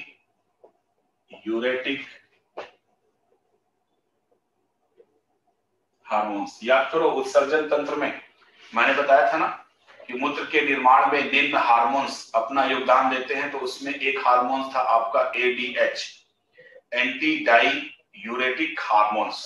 ठीक, अब ये क्या काम करती हैं, ये आपके जो किडनी होती है उस किडनी के नेफ्रॉन्स में जल के पुनः अवशोषण का कार्य करती है। ठीक है, क्या काम करती है ये, वृक्क के नेफ्रॉन्स में जल के पुनः अवशोषण का कार्य करती है। कौन, ADH। तो जब जल का पुनः अवशोषण करेंगी तो यूरिन की मात्रा क्या हो जाएगी, कम हो जाएगी कि ये बढ़ जाएगी, कम हो जाएगी। ठीक है, जैसे हमारा ये बताया था मैंने आपको, ये नेफ्रॉन्स था। अब नेफ्रॉन्स से जो चीज छन के यहां पे जा रही थी, तो छन के जा रही थी तो इस ट्यूब्यूल्स द्वारा क्या हो गया था, रीनल ट्यूब्यूल्स द्वारा पुनः अवशोषित हो जा रहा था। तो यहां पर जितना भी छना 90% मैंने बोला था ना, 99% पुनः क्या हो जाता है, अवशोषित रहता था। तो यहां जो पार्ट निकला वो यूरिन, तो अब यूरिन की मात्रा क्या हो जाती थी, कम हो जाती थी। तो ये जो ADH हार्मोन्स क्या करती हैं, जल के पुनः अवशोषण का कार्य करती हैं, जिससे यूरिन की मात्रा क्या हो जाती है, कम हो जाती है। अर्थात जो आपका यूरिन है वो कैसा हो जाएगा, सांद्र। सांद्र का मतलब कंसंट्रेट, कंसंट्रेट का मतलब गाढ़ा। यही होगा, यही होगा ना।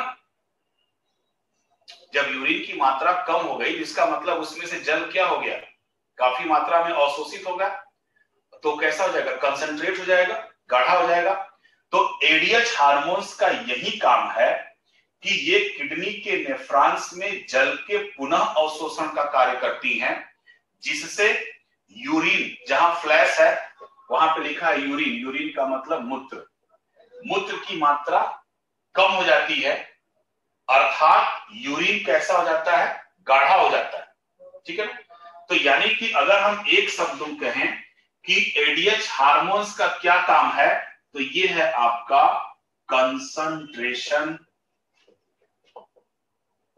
ऑफ यूरिन, यानी यूरिन को कंसंट्रेट करने का कार्य करती है, यूरिन को गाढ़ा करने का कार्य करती है। तो मेन काम है एंटी डायूरेटिक हार्मोन्स का क्या, यूरिन को कम करके उसको कंसंट्रेट करना, ताकि आपके शरीर से अतिरिक्त जल की हानि न हो पाए। ठीक, कौन, ADH। अगर मान लो ये ADH हार्मोन्स कम हो जाए, ठीक है, अगर ADH हार्मोन्स कम हो जाएगा, है ना, देखिए कंफ्यूजन होता है, बस ध्यान से सुनिएगा, तुरंत कंफ्यूजन दूर हो जाएगा। अगर ADH हार्मोन्स कम हो गया तो जल का पुनः अवशोषण कम हो जाएगा। अब जब जल का पुनः अवशोषण कम हो जाएगा तो यूरिन की मात्रा अब बढ़ेगी कि कम हो जाएगी, बढ़ जाएगी। और जब यूरिन की मात्रा बढ़ जाएगी तो अब यूरिन पतला हो जाएगा, जो पहले गाढ़ा था अब उसमें जल ज्यादा हो गया ना, तो अब कैसा हो जाएगा, पतला। अब जब यूरिन पतला हो जाएगा, ठीक है, तो आपके बॉडी में यूरिन का और ब्लड का नेचर बिल्कुल अलग होता है और अपोजिट होता है। ठीक, यूरिन और ब्लड का नेचर क्या रहता है, बिल्कुल अपोजिट होता है। अगर यूरिन गाढ़ा हो गया तो ब्लड पतला, और ब्लड गाढ़ा हो गया तो यूरिन पतली। ठीक है, तो हम देखते हैं हाइपोसिक्रीशन, हाइपोसिक्रीशन ऑफ एडीएच, यानी कि अगर एडीएच हार्मोन्स कम निकला तो क्या होगा, और इसी को आपके एग्जाम में पूछा जाता है। अगर एडीएच हार्मोन्स कम निकला तो क्या होगा, फिर हम नेफ्रॉन से ही आपको समझा देते हैं। देखिए, मेन काम क्या था एडीएच हार्मोन्स का, यहां पे जो ट्यूब्यूल्स है इससे जल के पुनः अवशोषण का। ठीक है, तो अगर ये हार्मोन्स कम मात्रा में निकलेगी तो यहां से जो क्षण के चीजें यहां पे आई, अब यहां पे 99% क्या हो गया थी, पुनः अवशोषित हो जा रही थी। तो अगर ये हार्मोन्स कम होगा तो यहां पर पुनः अवशोषण कम हो जाएगा, यानी जितना यहां पे छना सब का सब यूरिन में क्या हो जाएगा, बाहर निकल जाएगा। तो एडीएच हार्मोन्स की कमी के कारण अब जो पहले जो हमारा यूरिन कंसंट्रेट होता था, अब यूरिन कैसा हो जाएगा, डाइल्यूट। ठीक है, यानी कि अब हमारा जो यूरिन है वह कैसा हो जाएगा, पतला हो जाएगा। ठीक है, अब यूरिन पतला भी होगा, और पतला होने का मतलब अब यूरिन क्या होगा, ज्यादा, और ज्यादा होने का मतलब कि आपके यूरिन में पानी क्या है, ज्यादा है। क्लियर। तो अब इस कंडीशन में क्या होगा कि जब आपका यूरिन पतला हो गया तो अब आपका ब्लड कैसा हो जाएगा, गाढ़ा हो जाएगा। ब्लड कैसा हो जाएगा, कंसंट्रेट हो जाएगा, गाढ़ा हो जाएगा। और जब हाइपोसिक्रीशन में, और जब ब्लड गाढ़ा हो गया तो इस ब्लड की फ्लो भी क्या हो जाएगी, कम हो जाएगी। ठीक है, और जब ब्लड की फ्लो कम हो जाएगी तो आपका जो ब्लड प्रेशर है वो भी क्या हो जाएगा, कम हो जाएगा। ठीक भाई, जब ब्लड का फ्लो कम हो गया तो ये आपके हार्ट में धीमे गति से जाएगा, तो आपकी हार्ट बीट धीमी हो जाएगी, और हार्ट बीट धीमी हो गई तो आपका ब्लड प्रेशर भी क्या हो जाएगा, कम हो जाएगा। और जब ब्लड प्रेशर कम हो गया किसकी वजह से, एडीएच हार्मोन्स की कमी की वजह से, तो यह अवस्था कहलाती है। और इस कंडीशन में देखो होगा क्या कि एक तो यूरिन पतला हो गया, यूरिन पतला होने की वजह से यूरिन ज्यादा बनेगा, यूरिन ज्यादा बनेगा तो ऐसे व्यक्ति क्या करते हैं, ऐसे व्यक्तियों को बार बार पेशाब आता है, यानी कि सामान्य की तुलना में सामान्य से 10 गुना अधिक मूत्र बनता है। ठीक, अगर हम अमाउंट देखें तो पर डे लगभग 10 से 15 लीटर, ठीक है, 10 से 15 लीटर यूरिन बनता है। तो अब यूरिन की मात्रा ज्यादा, यूरिन पतला, ब्लड गाढ़ा, ब्लड फ्लो कम, ब्लड प्रेशर कम, यह अवस्था कहलाती है डायबिटीज इंसिपिडस। इसको हम बोलते हैं उदक में। एक होता है मधुमेह, है ना, जिसको हम बोलते हैं मेन डायबिटीज, शुगर की बीमारी। ठीक, और एक जैसे सुनते होंगे आप किसी से कि जो शुगर होता है वो हाइपोसिक्रीशन, विकास जी मैं बार बार बोला ना, हाइपोसिक्रीशन का मतलब होता है किसी भी हार्मोन्स का कम निकलना। ठीक है, और हाइपर का मतलब होता है ज्यादा निकलना। हाइपोसिक्रीशन को हम डिफिशियंसी भी बोलते हैं, कमी भी बोलते हैं। ठीक,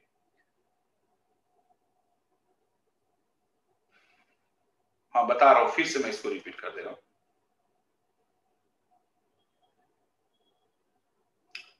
यूरिन और ब्लड का रॉबिन जी नेचर बिल्कुल डिफरेंस होता है। अगर यूरिन पतला हो गया, ठीक है ना, यूरिन पतला हो जाएगा यानी कि मैक्सिमम जल की मात्रा आपकी कहां चली गई, यूरिन में, तो ब्लड से भी क्या होता है, वाटर वहां से निकल जाता है। और जब ब्लड से वाटर निकल जाता है, पता है कि 55% में 90% तो आपका वाटर ही होता है ब्लड में। और जब उस ब्लड से वाटर भी निकल जाता है तो ब्लड कैसा हो जाता है, गाढ़ा हो जाता है। ठीक है, तो अब इस हाइपोसिक्रीशन, तो एडीएच हार्मोन्स का जो मेन काम होता है वह क्या होता है कि यूरिन को गाढ़ा करना। ठीक है, यानी यूरिन को कंसंट्रेट करना। जब ये कम मात्रा में निकलती है तो इसका जस्ट अपोजिट हो जाएगा, ये यूरिन हमारा कैसा हो जाएगा, पतला हो जाएगा।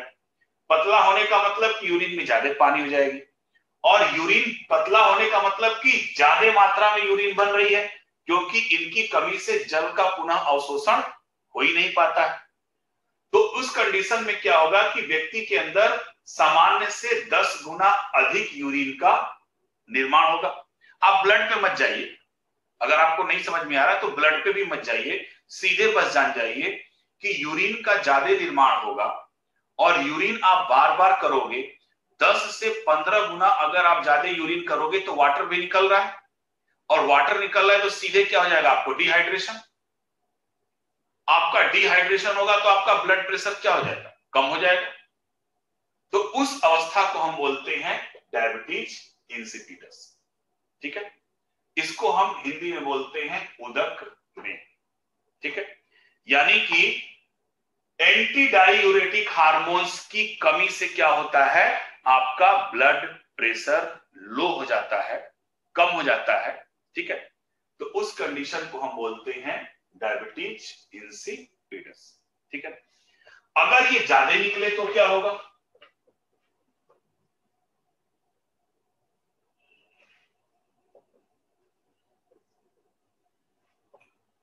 अगर ये ज्यादा निकले तो क्या होगा, जस्ट इसी का रिवर्स, और कुछ नहीं होगा। अगर एडीएच ज्यादा होगा तो वाटर का रीअब्जॉर्प्शन ज्यादा करेगा, तो यूरिन जरूरत से ज्यादा क्या हो जाएगा, गाढ़ा हो जाएगा।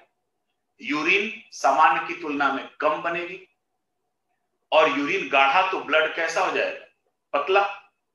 और ब्लड पतला तो उसकी फ्लो भी क्या हो जाएगी, तेज, तो ब्लड प्रेशर भी क्या हो जाएगी, ज्यादा। बट इसमें रोग का नाम मेंशन नहीं है, बस हम ये कहते हैं कि एडीएच हार्मोन्स की अधिकता से व्यक्ति का ब्लड प्रेशर क्या हो जाता है, बढ़ जाता है। और एडीएच हार्मोन्स की कमी के कारण क्या होता है, व्यक्ति का ब्लड प्रेशर कम हो जाता है। तो कम वाले ज्यादा खतरनाक होते हैं। आपको मैंने बताया था कि लो बीपी हाई बीपी से लगभग 50 गुना ज्यादा खतरनाक होती है।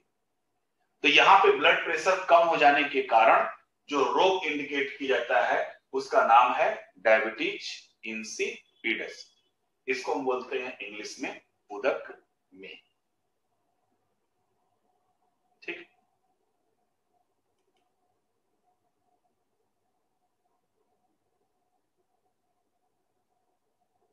नहीं, ज्यादा पानी पीने से नहीं, एडीएच का काम ज्यादा पानी पीने से नहीं होता है, वो अलग होता है उसका वर्क। ठीक, अब इसके बाद एक हार्मोन्स इसका और बचा है, पोस्टीरियर पिट्यूटरी का। एडीएच हार्मोन्स के बाद जो दूसरा हार्मोन्स है वो है आपका, Rakesh ji, BP low, ADH hormones की कमी से अगर बीपी लो हो गया तो उसकी वजह से डायबिटीज इंसिपिडस नामक रोग हो जाता है। और बहुत सिंपल रोग है, इसमें दवा आती है पिट्रेसिन नामक, 2-3 दिन दवा खाते हैं फिर ये नॉर्मल हो जाती है। दूसरा जो हार्मोन्स है उसको हम बोलते हैं ऑक्सीटोसिन।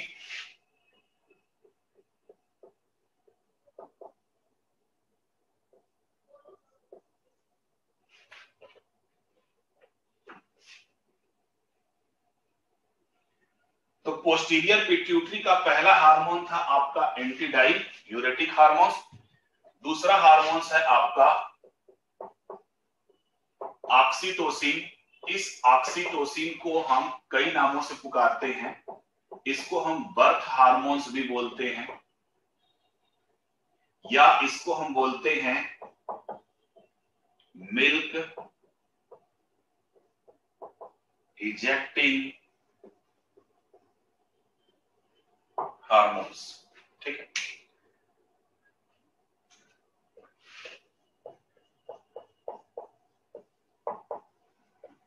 ऑक्सीटोसिन, इसको हम बोलते हैं मिल्क इजेक्टिंग हार्मोन्स या इसको हम बर्थ हार्मोन्स बोलते हैं। वो इसलिए कि ये हार्मोन्स रिलीज होता है बच्चे के जन्म के समय। तो बच्चे के जन्म के समय क्या होता है कि मां के द्वारा पोस्टीरियर पिट्यूटरी से ये ऑक्सीटोसिन हार्मोन्स स्रावित होता है और ये ऑक्सीटोसिन हार्मोन्स क्या करता है, गर्भाशय की दीवारों को संकुचित कर देता है, उनको चिकना भी कर देता है, जिसके कारण बच्चे के जन्म में आसानी हो जाती है और मां को प्रसव पीड़ा से आराम मिल जाता है, उसको दर्द ज्यादा नहीं होता है। इस वजह से इसको हम बोलते हैं बर्थ हार्मोन्स, क्योंकि इस हार्मोन्स की वजह से मां को दर्द कम होता है, प्रसव पीड़ा कम होती है। वो इसलिए क्योंकि ये गर्भाशय की दीवारों को संकुचित कर देता है, इसलिए बच्चे का जन्म आसानी से भी हो जाता है और जल्दी भी हो जाता है। ठीक है, इस वजह से हम इसको बोलते हैं बर्थ हार्मोन्स। दूसरा ये काम क्या करता है कि ये भी आपके मेमोरी ग्लैंड्स को एक्टिव करता है बच्चे के जन्म के समय ही तुरंत, और जो प्रोलैक्टिन दूध बनाई रहती है उस दूध को ये बाहर निकालने का काम करता है। इस वजह से हम इनको बोलते हैं मिल्क इजेक्टिंग हार्मोन्स, यानी दूध को बाहर निकालने वाला हार्मोन्स, या हम इसको बोलते हैं बर्थ हार्मोन्स। ठीक है, तो इतना तो था हमारा, या इसको एक और भी बोलते हैं ना, तो आप लोग लिख लेना, लेबर हार्मोन्स भी बोलते हैं, प्रसव पीड़ा हार्मोन्स, इसको प्रसव पीड़ा हार्मोन्स भी कहा जाता है। ठीक है, तो हमारा पीनियल ग्लैंड्स हो गया और थाइमस ग्लैंड्स हो गया, पिट्यूटरी ग्लैंड्स हो गया। नेक्स्ट पे चलते हैं हम, जिसका नाम है थायराइड ग्लैंड्स, और इसके बारे में चर्चा होगी हमारी कल। थायराइड, ठीक है।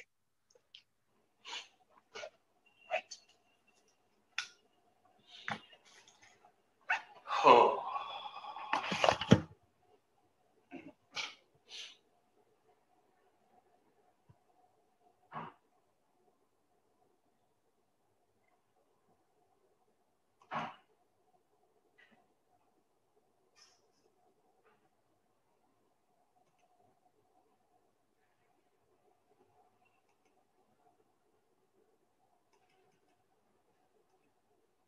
आप लोगों की तो और भी क्लास होती होगी इसके बाद।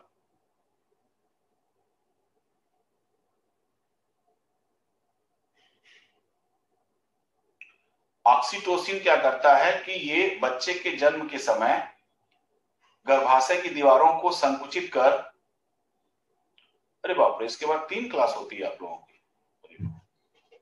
गर्भाशय की दीवारों को संकुचित कर ये क्या करता है कि बच्चे के जन्म को आसान बनाता है, और उसके साथ साथ ये इसका एक काम और होता है कि मेमोरी ग्लैंड्स को ये सक्रिय कर एक प्रकार से दूध को बाहर निकालने का कार्य करता है।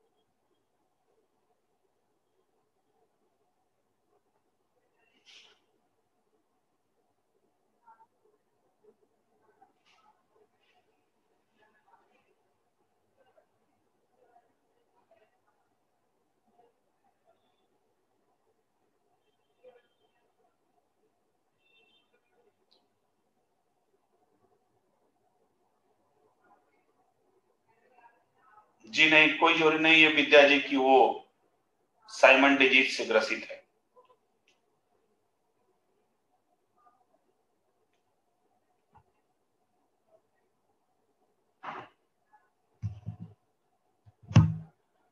Thyroid stimulating hormones,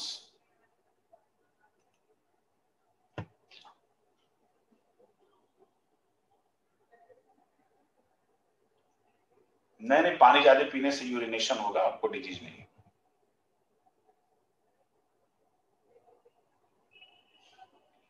birth hormones तनुजी, या milk ejecting hormones?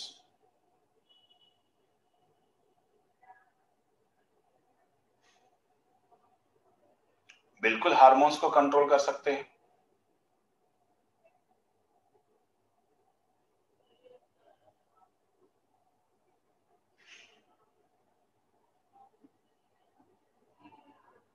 Neha Joshi ji, kyphosis growth hormones के अधिक मात्रा में बढ़ जाने के कारण रीढ़ की हड्डी लंबाई में बढ़ जाती है, जिसके कारण वो आगे की तरफ झुक जाती है, तो उसको हम बोलते हैं kyphosis.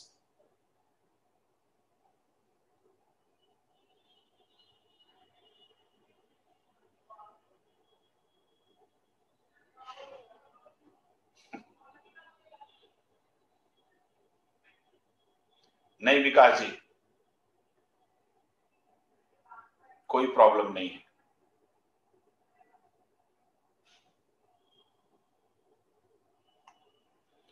Thyroid stimulating hormones robin जी क्या करता है, ये थायराइड ग्रंथियों को नियंत्रित करता है, जिससे थायरॉक्सिन हार्मोन्स जो होता है वो संतुलित मात्रा में निकलता है। हार्मोन्स को दवाओं के माध्यम से दीपाली जी कंट्रोल कर सकते हैं।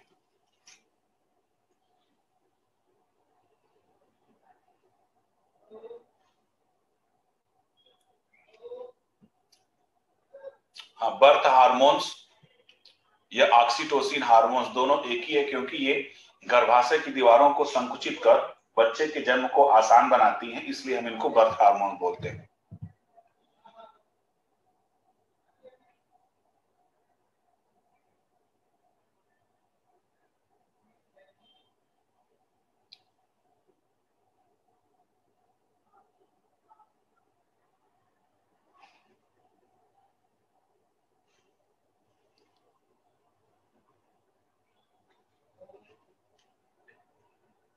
बहुत ज्यादा पानी पीने की क्या जरूरत है, 5 से 6 लीटर पानी पीजिए।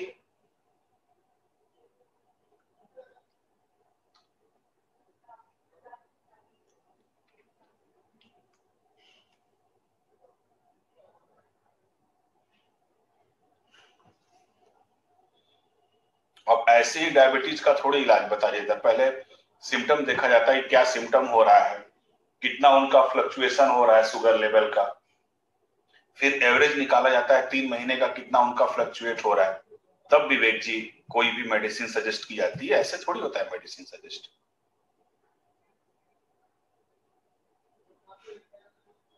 100% दीपाली जी इफेक्ट होता है, विशेष तौर से आपके फूड खाने का प्रभाव आपके हार्मोन्स लेवल पे बहुत ज्यादा पड़ता है।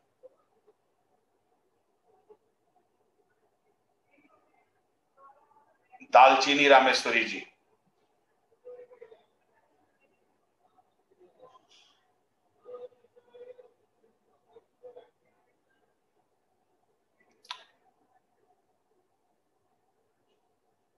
कई रीजन से हो सकता है उमा मेहरा जी, केवल टेंशन से ही बीपी लो हाई नहीं होता है। जी रॉबिन जी, T4 बॉडी में ही होता है। ग्रोथ हार्मोन्स को प्रोटीन एक्टिव करता है।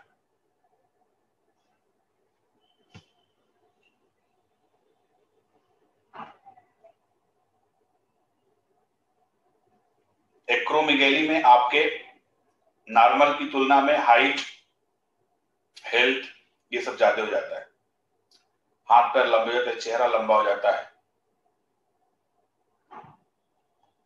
आदमी सामान की तुलना में अधिक बलशाली दिखने लगता है।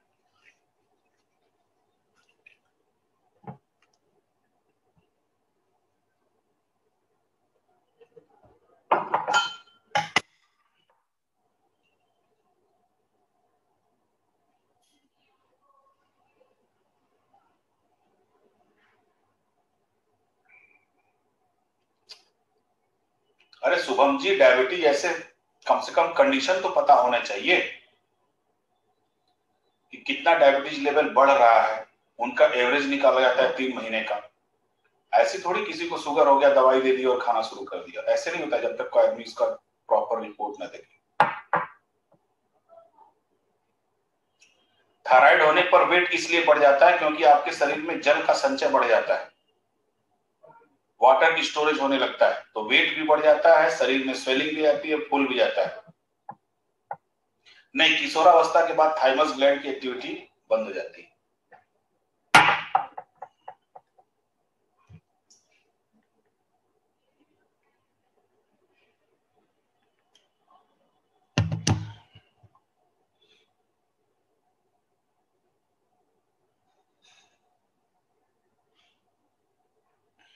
500 से ज्यादा होने पर भी इम्यूनिटी कम होने लगती है। ठीक, एंटीबॉडी का ज्यादा बनना भी आपके लिए खतरनाक है। हाँ, शुरुआती अवस्था में थाइमस ग्लैंड की वजह से बनता है, फिर बाद में डब्ल्यूबीसी काम करने लगती है।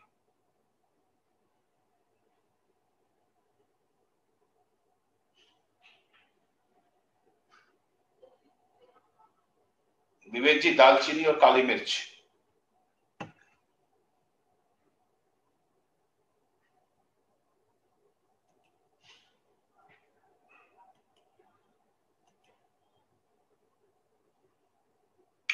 Okay, thank you. हम लोग फिर कल की क्लास में मिलते हैं।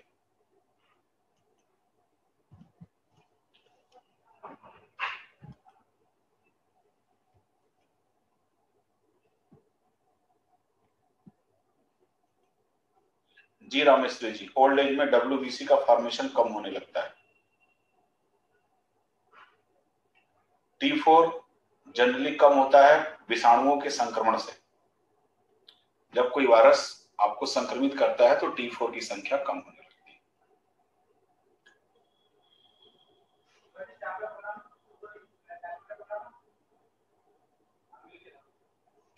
शुगर के पेशेंट को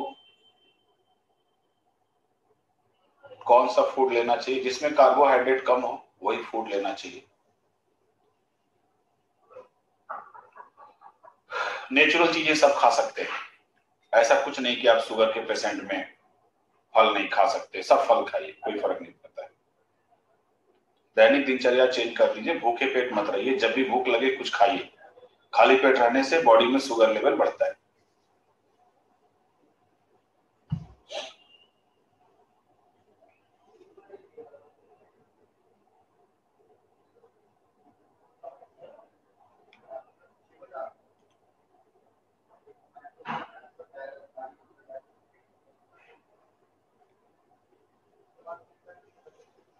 चलिए, कल मुलाकात होती है फिर।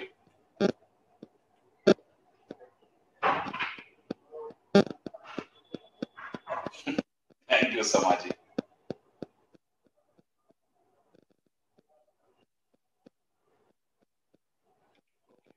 कल मिलते हैं हम लोग।